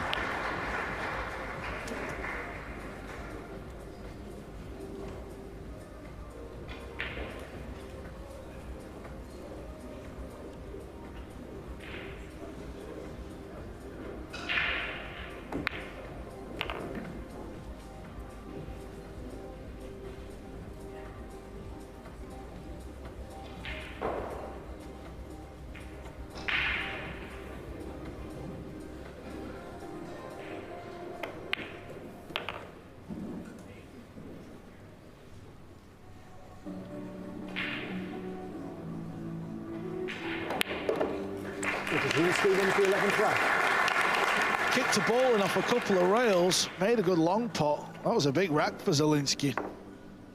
He pulls one back. And he just trailed one. What a match this was. Look at the smiles, absolutely delighted. As he joins another Filipino, Johan Chua, into the quarterfinals. Remember the name. Let's hear what he's got to say. Here's with Scott.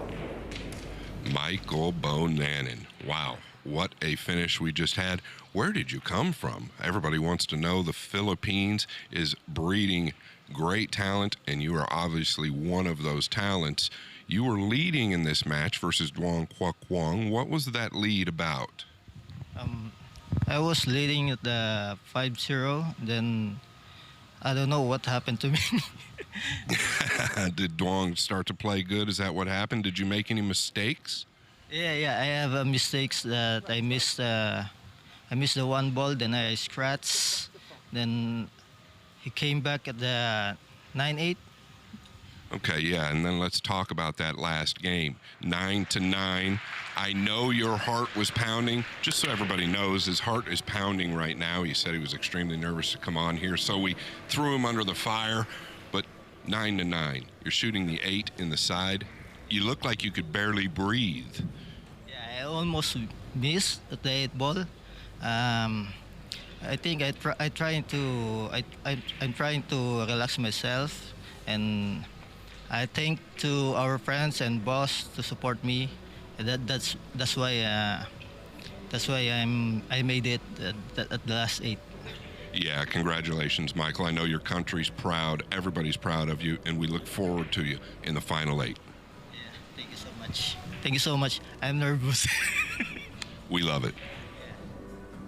Well, he might be nervous, but he can handle it. Because last night here in Atlantic City, in the final 32, he also won 10-9. Team Marboys. 10. And he's got a lot of fans and all the players that are not in the event, they're all here cheering him and Chua on. What a nice... Yeah, I think our last match of this round just kicked off. Dennis Graby against Woo Kun Lin, two guys that are in just great form and maybe not discussed enough, really. The path they've led. Graby, he's had taken down some great players in ease, former or reigning world champion Carlo Beato, and then Woo Kun Lin had 9 racks and out, or 9 racks breaking runs out of 10 yesterday, so. Please restart the clock. Thank hard you. to overlook those two. Yeah, we'll pay close attention to that match. Obviously just starting out over on table 4. Yeah, big bank shot from Zelensky here to start this rack, trying to tie it at 6 apiece.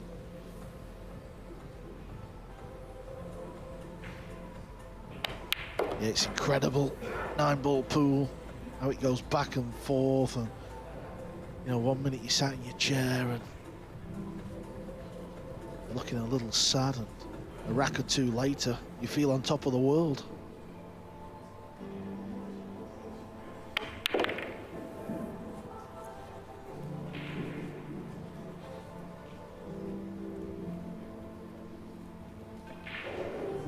Yeah. The hottest player on tour, Aloysius Yap, has 3 balls to clean up with a 9-2 lead over Jeffrey Rhoda, one of the other hottest players on tour, really, without a win. The big win anyways. But Yap is play here in this final 16. These are the last 3 balls. Cue ball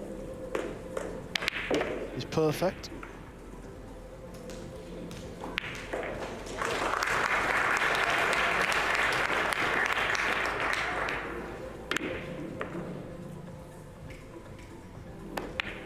Victor Zelensky wins the 12th rack.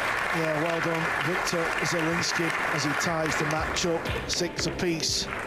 And our newly crowned Florida Open winner, by no surprise, but into the quarterfinals. Yep, is through. Sorry, I thought you said we started.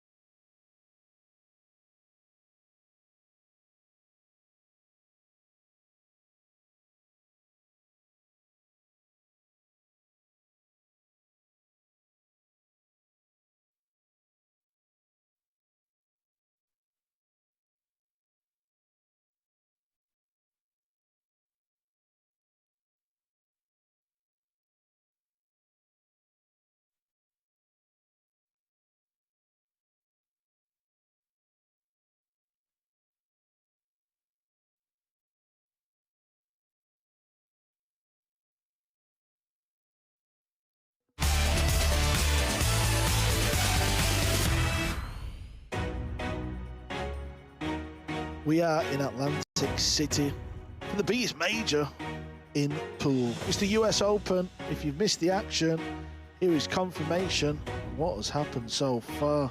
The only Brit left in the tournament has bowed out 10-2. Match we're watching is tied at 6 apiece. Chewer's through. Joshua Filler, Dennis Grabe, they're still in action. Their games are being played on tables 2 and 4. Neil's fighting against Albin Ocean. Both former world champions never lifted the US Open. It was the 48-year-old Dutchman who got through to the quarters. And back-to-back Open winners, Aloysius Yap just booked his place into the quarters. Rack 13. He is playing good on the East Coast. Scores are tied, 6 racks each. Of America. JJ, he's done well here, Zielinski, down 6-4. A few little wobbles here and there. Yeah, well, what I like the last 2 racks, he took on the shots. You know, after kicking the 2 in, he had a long 3 ball. Mentioned what his face looked like. I loved it. A little grit in there. Then he went for that bank on the 2. He might have another here. Probably not, though, just because position's pretty tough. But you got to take it to those if you're going to take them down. Yeah, it looks like the blue 2 has come a little high as well for the. I believe there'll be a safety shot coming. Well, he's really good at kind of like floating the ball into these safeties, maybe behind the 4-9 here as he banks the 2 up to the top cushion. Really good at those types of shots. And he's been real good on the safety side in this match also. It's just been a couple of little things. Namely, when he got snookered. From nowhere, really. All talent here. All talent trying to use the speed control. And again, he's done real well. And Gorst will be kicking at this from the right-hand side of the table. Dennis Gray won the opening rack over Wu Kun Lin.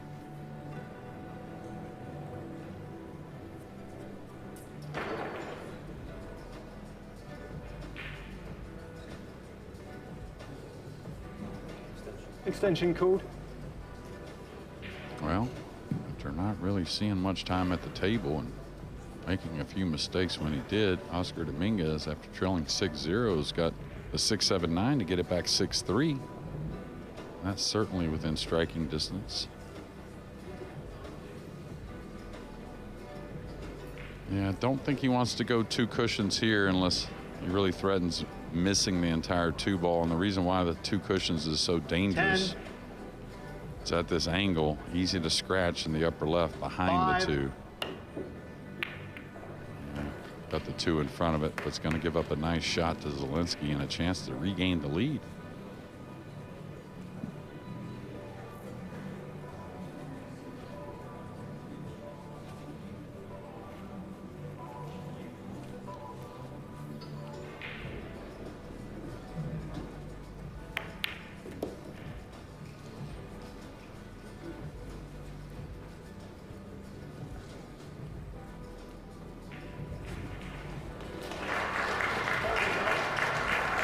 Oscar Dominguez does win that rack, so he now trails by 3.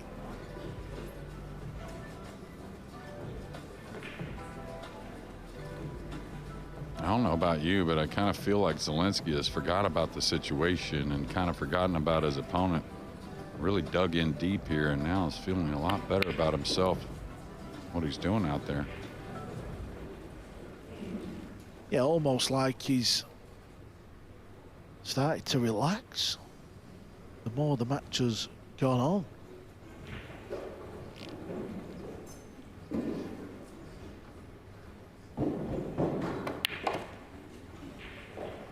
He's going to fall a little straight here. Just got past it, so now he can follow the cue ball 2 cushions.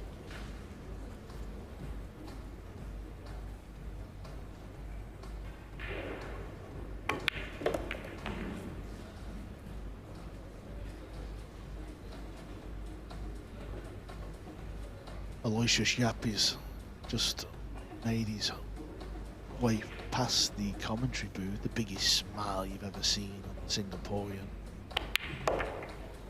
Why wouldn't you be? He's having the season of his life.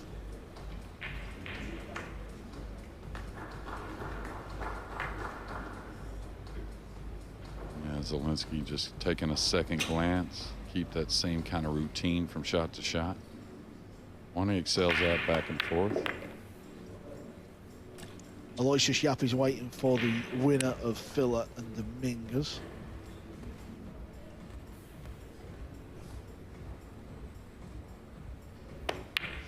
Peter Zielinski into 30. This has been impressive, really has. Zielinski 7-6 up. Aloysius Yap, who has won back-to-back open tournaments on the World 9-Ball Tour, he's through to another quarterfinals. He's lost in a US Open final. Is this year gonna be Yap's year? It was Carlo Biardo who he lost to, but he won't care. He's here to win. Let's hear from him. All right, everybody, I'm here with the great Aloysius Yap, the previous winner of the Florida Open. Yap, you just defeated a great player, 10 games to 2. It seems like you continue to get stronger as you go. Your confidence has to be through the roof. Yeah, I felt I played pretty good this match. I had a lot of good fortune also, and I think like I think I only missed one ball, but it also went safe, so I feel really lucky, and yeah, I feel like I'm playing better also. Yeah, your technique and your consistency is just outstanding. Jeremy Jones talks about it all the time. I talk about it a lot. It's hard to overlook you. You're into the final 8. Are you thinking about winning or just your next match? I would love to win, but I'm just gonna focus on my next match. You know, yeah, it's still early and everyone's tough. So yeah, I just gotta stay focused and just do my best and hope luck is with me again. Yeah, thank you so much, Aloysius Yap, everyone. You're into the final 8. Speaks so well, does Aloysius. Funny guy as well. I remember the interview I had to do with him at the UK Open. He started going about his girlfriend, and he was saying, "Oh yeah, things have not been great. You know, we've had a few." I was like, "Where's he going with this?" And she told him off. And then the next time, down in Florida a couple of weeks ago, he said, "Yeah, I better not speak about stuff like that." Trouble. Funny guy. Yeah, he's always been a treat to be around. Always knew he was going to be some kind of special player, but it's hard to predict what he's done and how he continues to do it. Just one of the most well-liked people and players out there. Now, this could be a little risky, this shot here on the red 3, trying to get on the pink 4.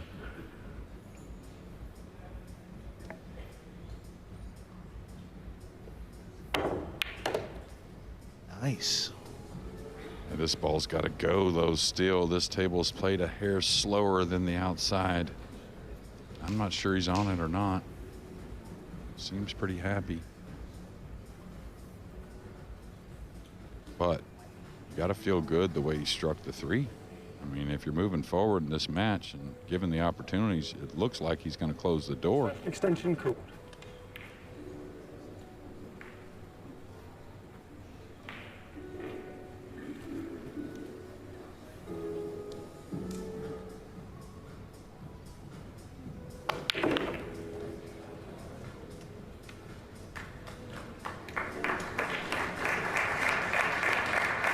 That's dressed up nice.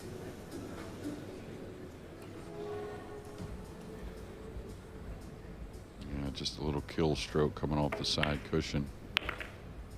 One that he kind of prefers, really.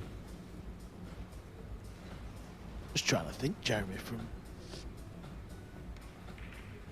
from Ghostie's lead, where did it go wrong? Has he done much wrong? I don't recall. It was 6-4. He certainly made a ball on the break. Is that where he ended up short on the safety? He tried to cut the 2 over between the 5-4, go all the way up and down, and I think Zielinski played a real nice safety, getting the best of it in that regard. A couple of tactical exchanges, but now it's been a lot of running racks since. Yeah, it's not been much from Gorst anyway. That's really a lot of what Gorst does to others is what Zielinski's doing to him. Zielinski wins the 14th rack. From 6, 4 down. Zielinski has won 4 on the spin. Now let's head over to table 2. The only American to make it through to the final 16. Oscar Dominguez, 6-0 down. Yeah, and he's made some class outs. He's going to go for this pink. He's got to really ease it. Oh, he's going behind the 8.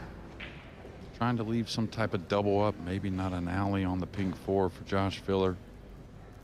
And regardless, you got to make him earn it. So I don't mind the shot from Oscar, not one bit. Yeah, making Filler work for this. Oscar's won the last 3.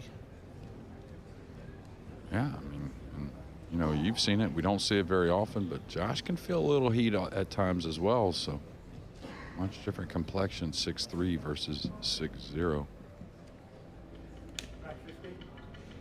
Let's get a break. Leading 8 racks to 6.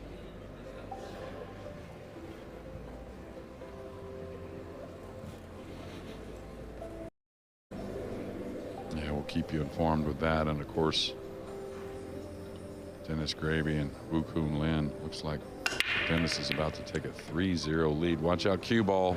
Oh my, that scratch happens so often. Seems like the most brutal one there is as well. Gets just a little. The cue ball does. Watch the replay here on the 9. It goes one rail across, always between a few balls. So it looks like your tournament feint. The same cue ball. All right, Gorst has got to come down and get to the bottom rail below this pink 4. Then he's got a natural to go into the 5-6. Ball in hand, he should be able to gather that angle. We'll see if he has some other plan, but you would figure I would like a little more angle than that on the 3, really. He likes to maybe stun down a hair, light stun rather than roll. But just needs below the pink 4 a little bit is all. Oh, this is too light. This isn't what he wanted. Unless he's just going to bank the 5. You can see a little tap of the hair, a little tap of the chalk to the table. So I think he was trying to get that angle to open these balls. Yeah, massive few moments coming up here in the context of this match. 9-6 with Victor breaking, or 8-7 with Fedor breaking is 10. worlds apart.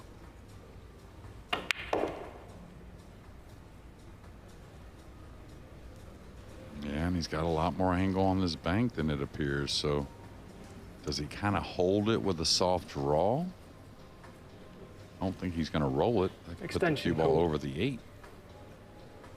Missed one bank early cross side. Actually missed 2, but one that you would really, really like him to make. Okay, he's going to kind of ease it, I think.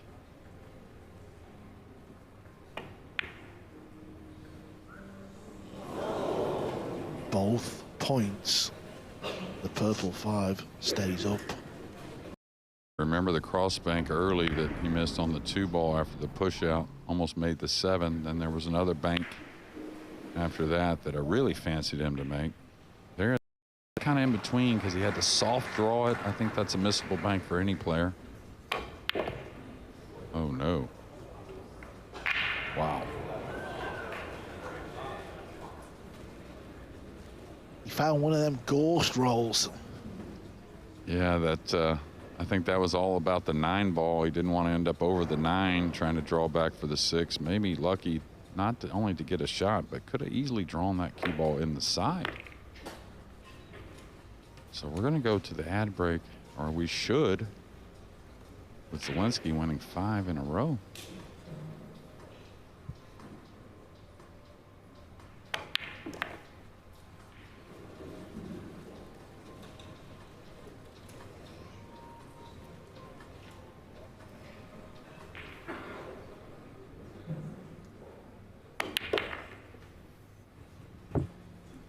What a story we have breaking out here.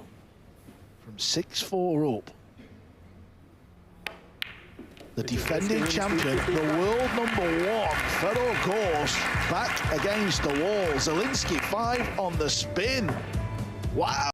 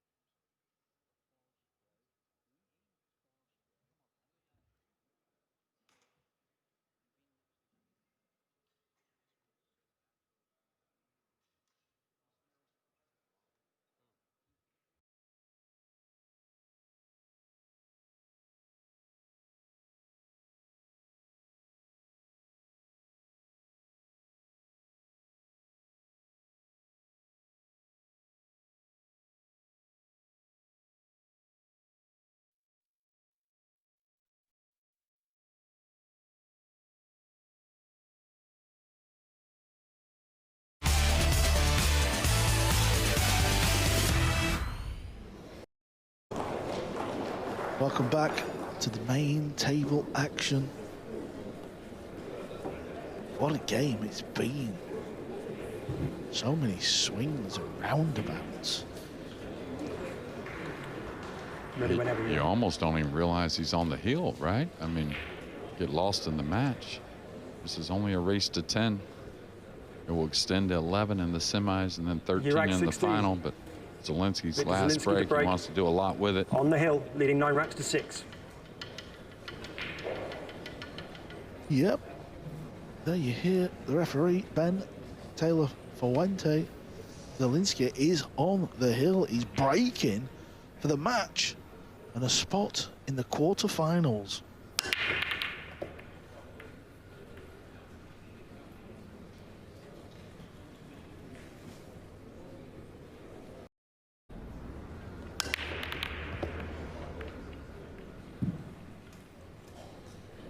Does he have any of this, Carl? Is there a bank? I don't think so. Been awesome with some kick shots. Don't like the jump myself, but he may attack it. He is attacking it. He's got the short stick in his hand. He's going for the game. He's going for the win. I do like that mentality. You say it all the time that you got to take it away from the best players in the world, and got to really hit this well to keep the cue ball on the table, though, I think. Yeah, I mean, you can't fault him. here for having a go at this. Nails it, being lucky not to be on the 3. Cue ball's close. Cue ball's Foul gone. strike, ball in hand. Fedor still alive. Please start the clock.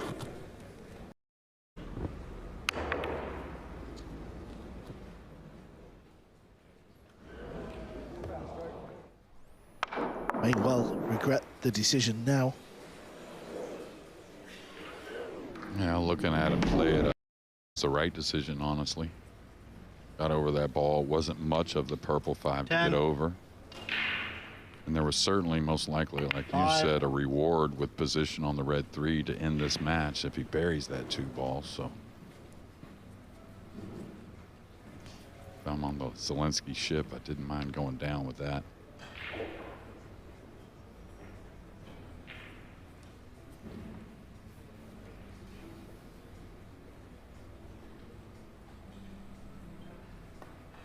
Ten.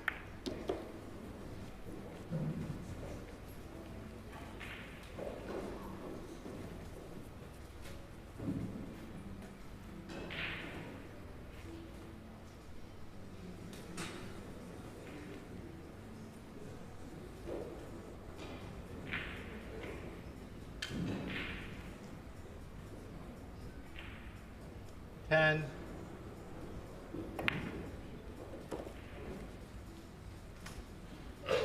Yeah, he wasn't sure at first, but ended up pretty perfect. Hold the clock, please. I could shoot the 5 and kind of roll towards the green 6.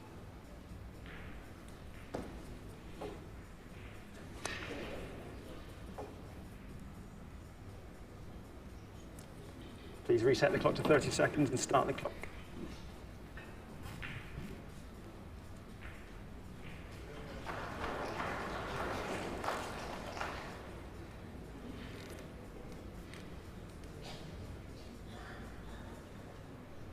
Can't blame Fedor for taking a few extra seconds here. The title is on the line. He needs to win the last 4 racks. And of course, he'll just go step by step. Just try and keep the heat on his opponent. Gonna be feeling it, Zelensky. No doubt about it. Yeah, I think you could tell that just from the look after the break and how intently he was on it, whether he was going to get a clean shot at the blue 2, trying to keep Gorst in the chair. 2 players left in the field now that have held that trophy, the Barry Berman trophy. Jason Shaw was the 3rd, but he's out. Lost to Ko Ping-yi. In the last 16, that was the first match on the TV table. Joshua Filler is the other one. He's on the hill, 9-3. The only American to make it through the final 16. Other than the man at the table.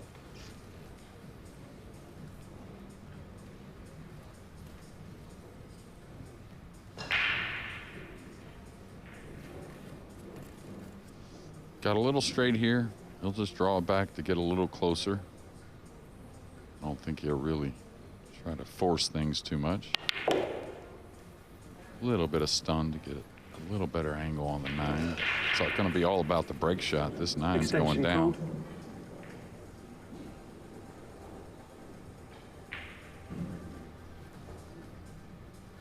Joshua Filler just missed a long 2 ball for the match. Oscar's back at the table.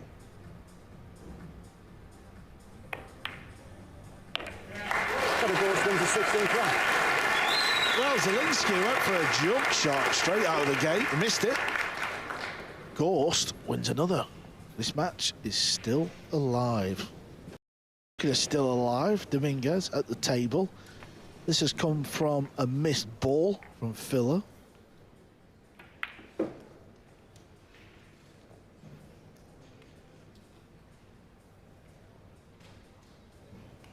I wonder how many matches Joshua Filler has lost from being 9-3 up in a race to 10. I can't imagine it's been many, if any.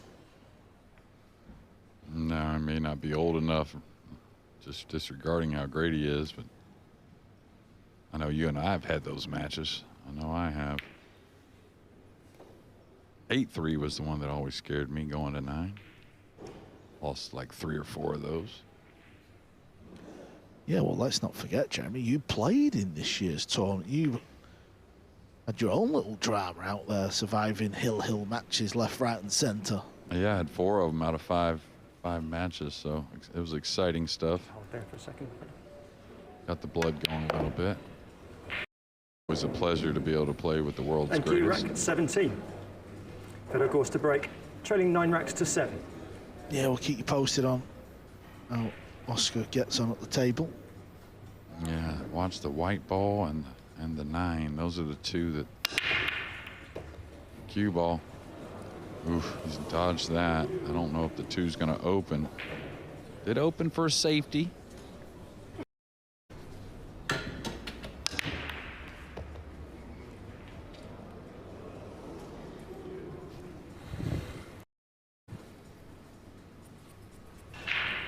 Possible bank shot will be very brave. Yeah, I feel like he's going to stitch him right behind the 7, but.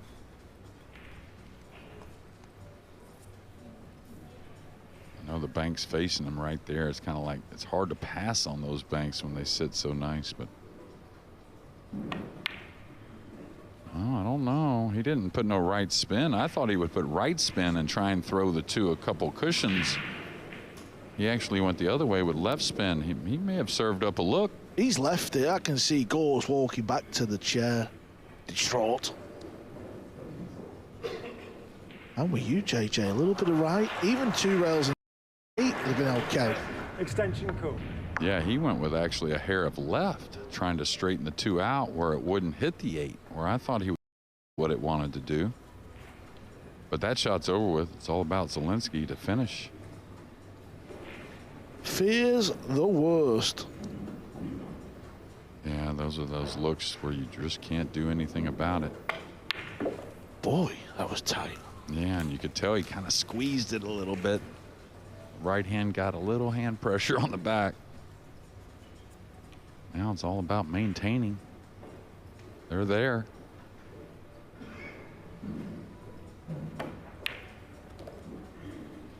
Needs to bounce, Jeremy. Yeah, now he's going to have to find a 3-rail route. That's nerves, that, because he should be center of the table. Yeah, especially a shot that he usually excels at, really, that leveling out, going back and forth. I like going 3 rails here myself. He's going to just pinch it, take the shot. And he's going to have one heck of a tester here. I thought he would at least consider 3 cushions between the 6-9. This shot, this finish, has just got a whole lot harder. Yeah, the good thing is it's real natural to catch the 2nd rail right before the side, so.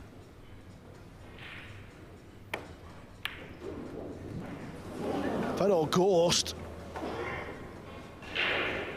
is still in the match.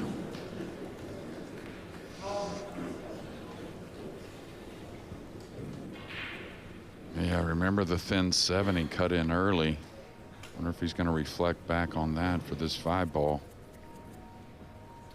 Extension cool. Extension, please. Really thin.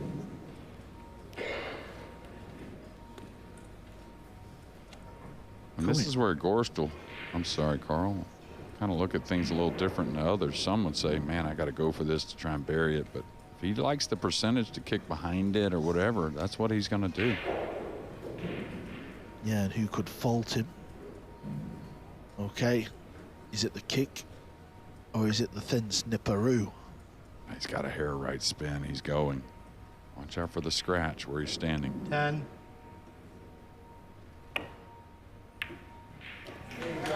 Beautiful. This needs to hold up. Is he going to be jacked? Handed, that's going to help. Clean. That was really clean. Yeah, real aggressive stroke, just trusting the bend of the cue ball and the throw with the right spin. The fighting 5 never caught a cushion. 10.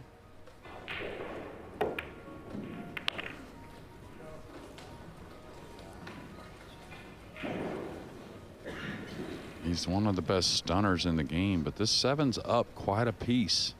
So if he's trying to stun 2 rails to the top cushion, you flinch at all, you could lose the cue ball.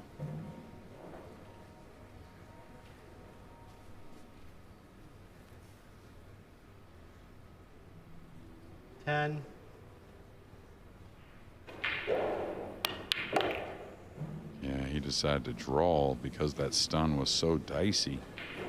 Just narrowly getting there. Can't stress how scary this shot past the middle actually is. It's about to go deadly silent in here. Got to watch that middle point, the far point. He's still alive, Jeremy. He's still alive. Yeah, one heck of an out here. The back to the wall, but Zelensky's going to be feeling it a bit. What a golden chance he had to win. May not get another. Well, let's get over to table 2, where things are a little different. It's a little bit more one-sided. Fillers at the table. Got to get on this green 6 ball. Doesn't look like really a problem. It looks like it's perfect, really. Wants this to keep going. That's not bad. Yeah, and I just look back at Zelensky really just laying up for that tough 5 ball, and I'm a big, proponent of getting that look to win, but I feel like easier position was definitely in his wheelhouse. Yeah, clean strike there from Filler. We're gonna lose the big O, Oscar Dominguez, but one heck of a tournament and way to fight. Rack 18. Fedor goes to break, trailing 9 racks to 8.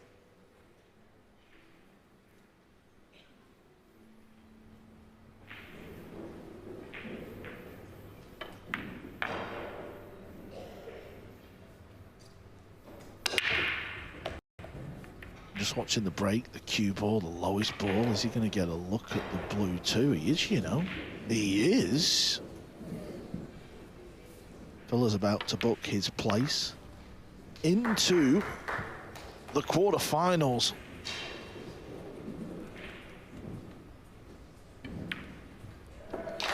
There it is, Joshua Filler, the 2019 champ, will face Aloysius Yap in the quarterfinals. Pretty open here. I mean, he's got to work. The 2 and 3, not too hard. The 4 to the 5, that will.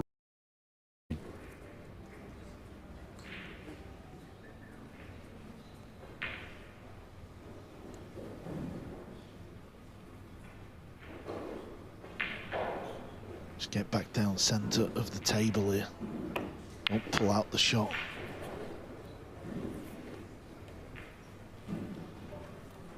This is the key shot now. He's got to get on this pink 4. Then pink 4 all the way back up top for the purple 5.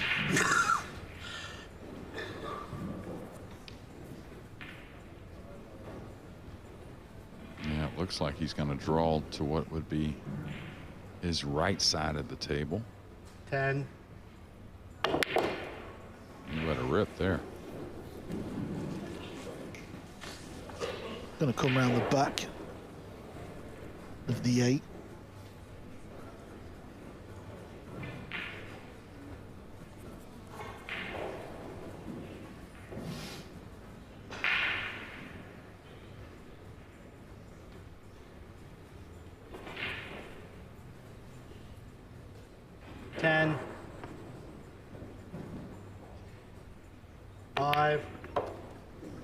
Yeah, that's the shot I seen. That was my instinct. That's beautiful. It really is, under the gun. Can't stress how much of a good shot that was.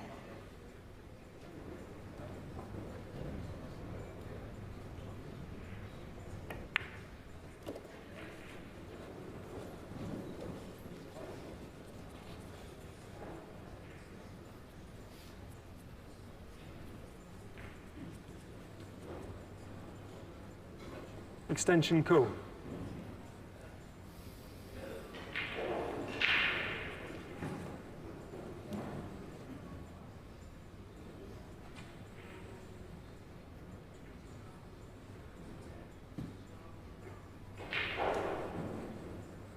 Everybody is glued to the main table.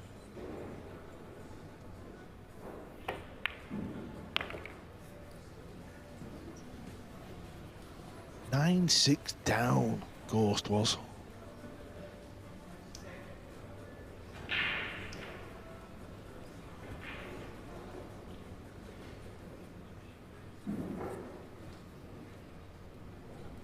Yeah, he'll just draw this back past the 9. Somewhat of a stop shot on the 8. 10.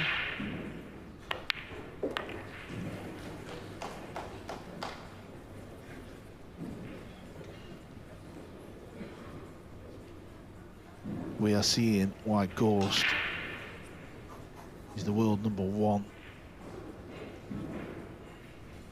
And why he's the defending champion. He has got so much heart. Yeah.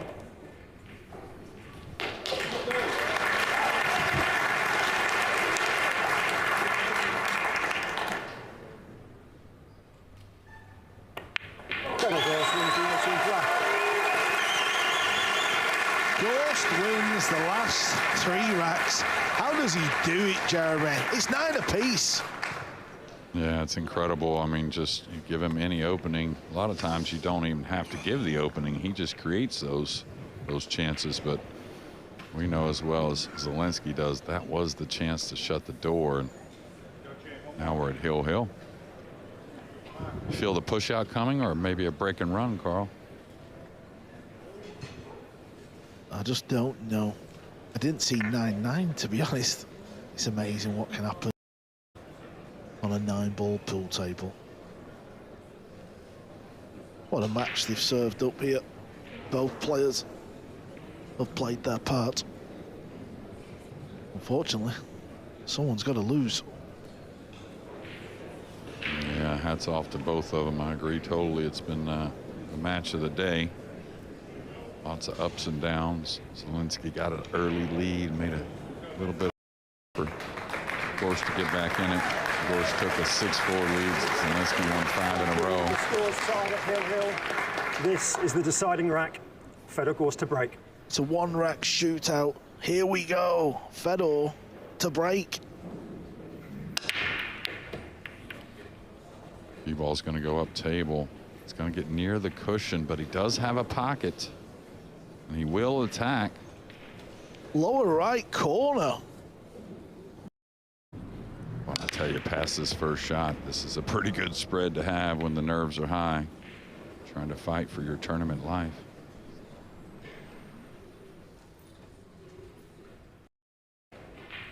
Yeah, striking down on the cue ball.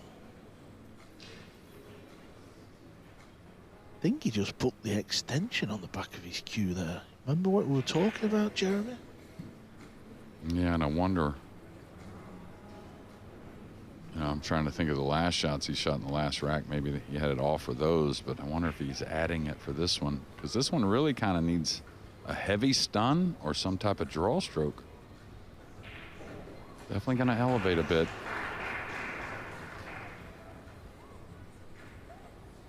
Oh, he's stunning. 10.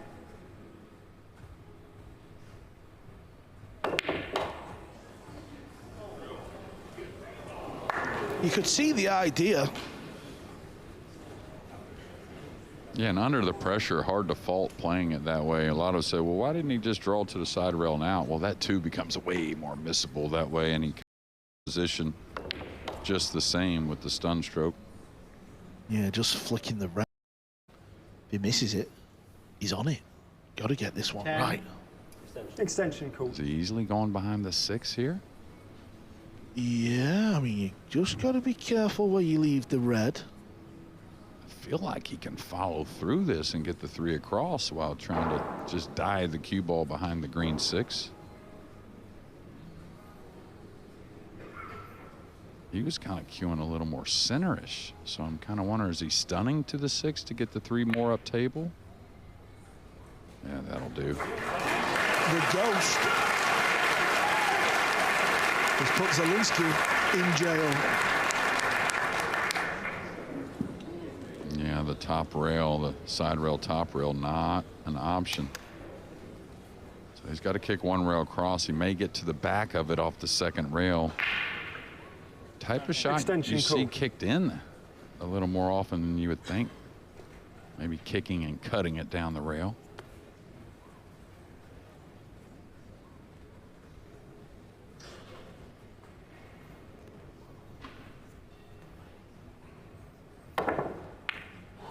What a great hit. It's going to leave a shot for Fedor Gorst to somehow win this match.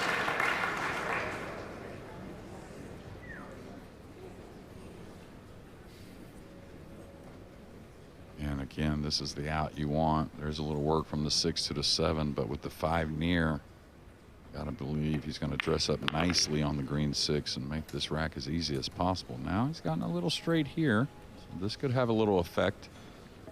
A little careless there. Yeah, if he comes anywhere above it or even falls behind it a little bit, he's okay. He's still okay. Now he's got to make a little bit of a decision. Is he drawn to the in rail and back out? Surely not, but look how straight he is. Yeah, that's why he did that. Nice. Good poke. Yeah, and I think as much as anything, I think this is why he's the best and continues to do what he does. Is he doesn't back off the shot, no matter the situation.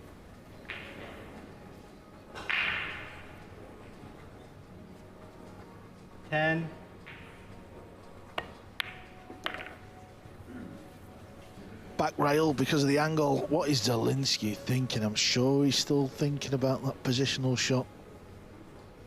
He had a glorious chance to win the match.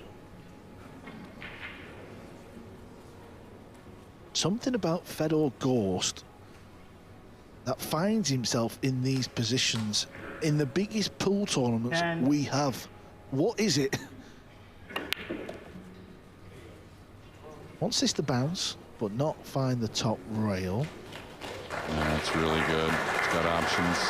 You can stun 1 rail out, which under the pressure I kind of like, but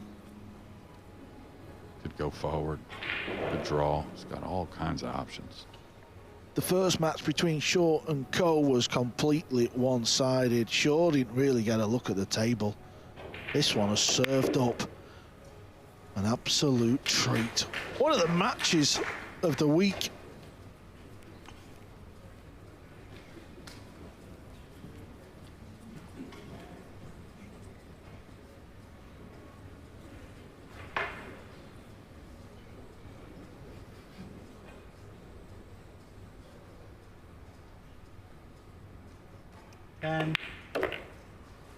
JJ, you've been around pool a long time. Just when you think you've seen it all. Well, Fedor Gorst, after this comeback, the fans are certainly behind him. He's going to be a tough guy to beat. The Ghost, Fedor Gorst, the defending champion, the world #1, wins the last 4 racks. Look at the shout. That's how much it means. He wins 10-9.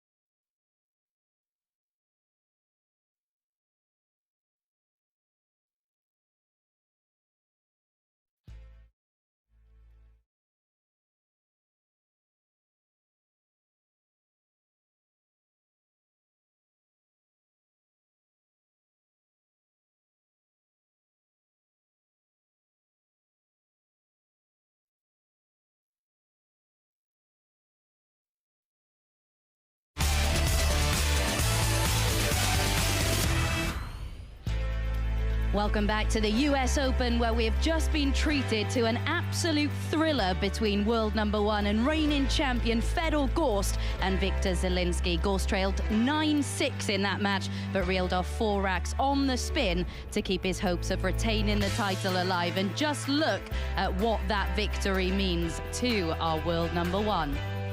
And Jeremy Jones alongside me, looking through those stats. One area of Gorst's game that continues to be strong is his break, Jeremy. Yeah, the long putt success as well, 100%. I thought both guys, I didn't realize Zielinski was at 78. I thought he was a little better than that, but it was a high tariff match, no dry breaks.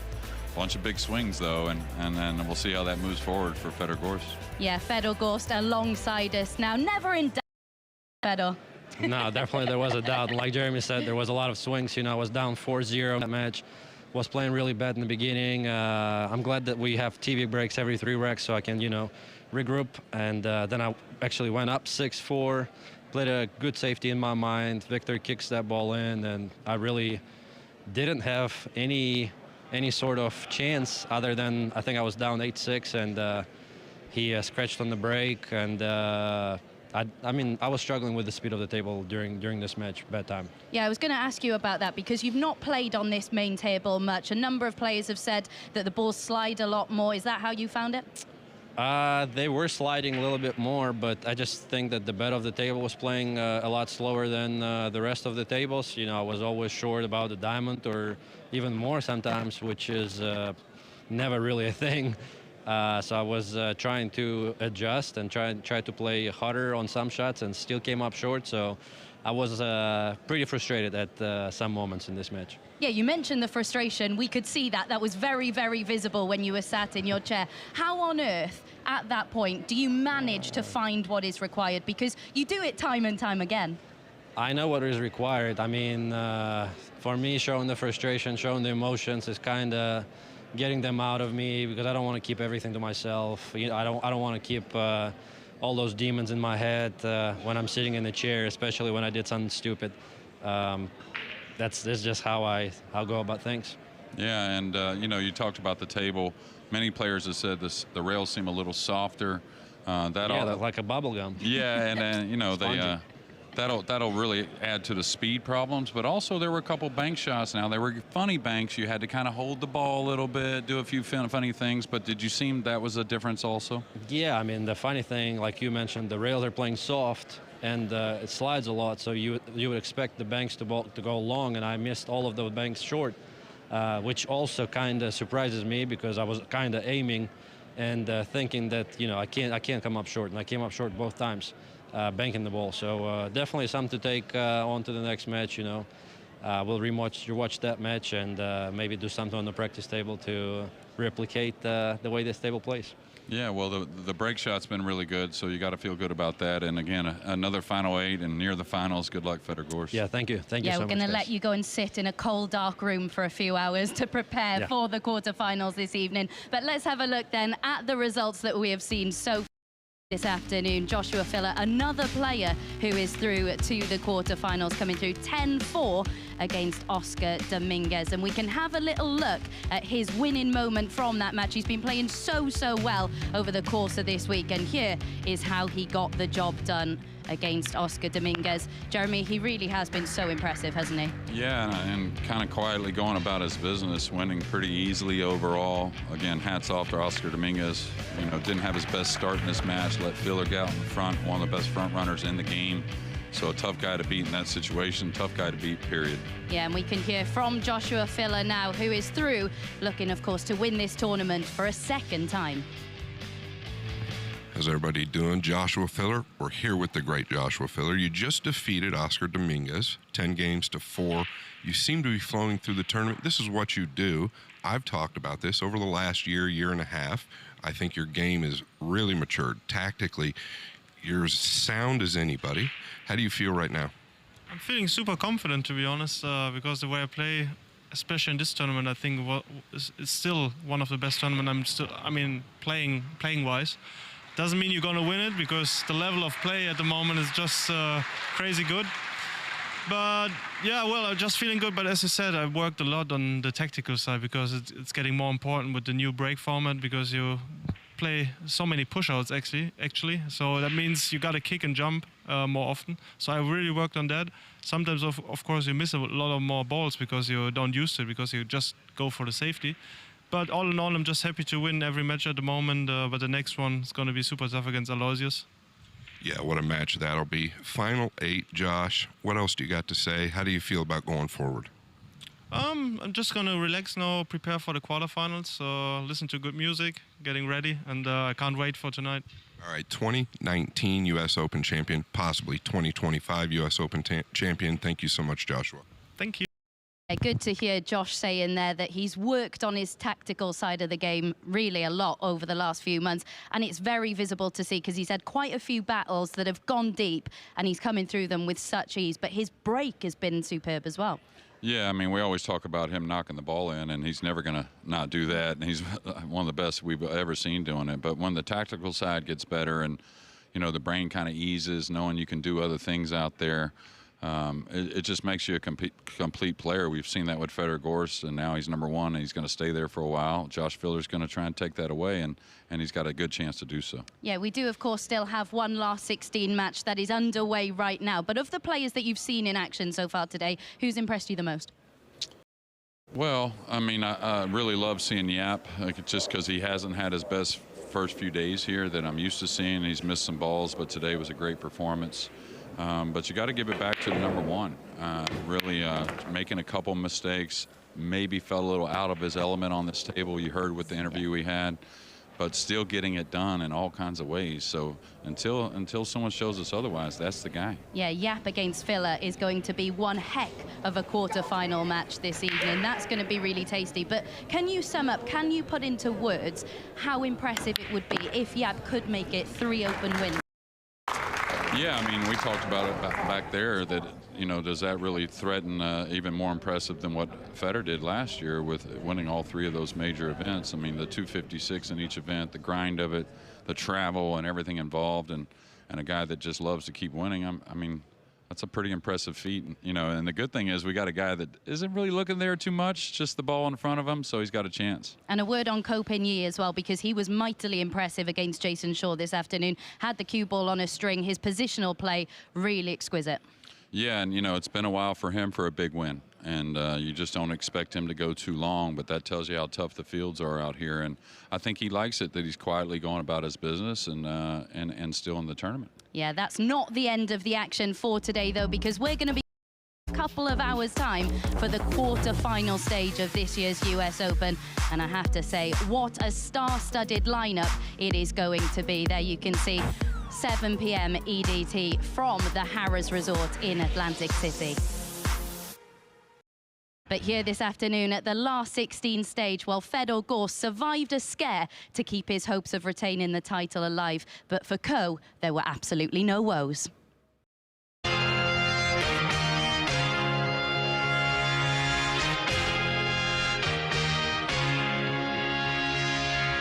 Another day, something gets me started.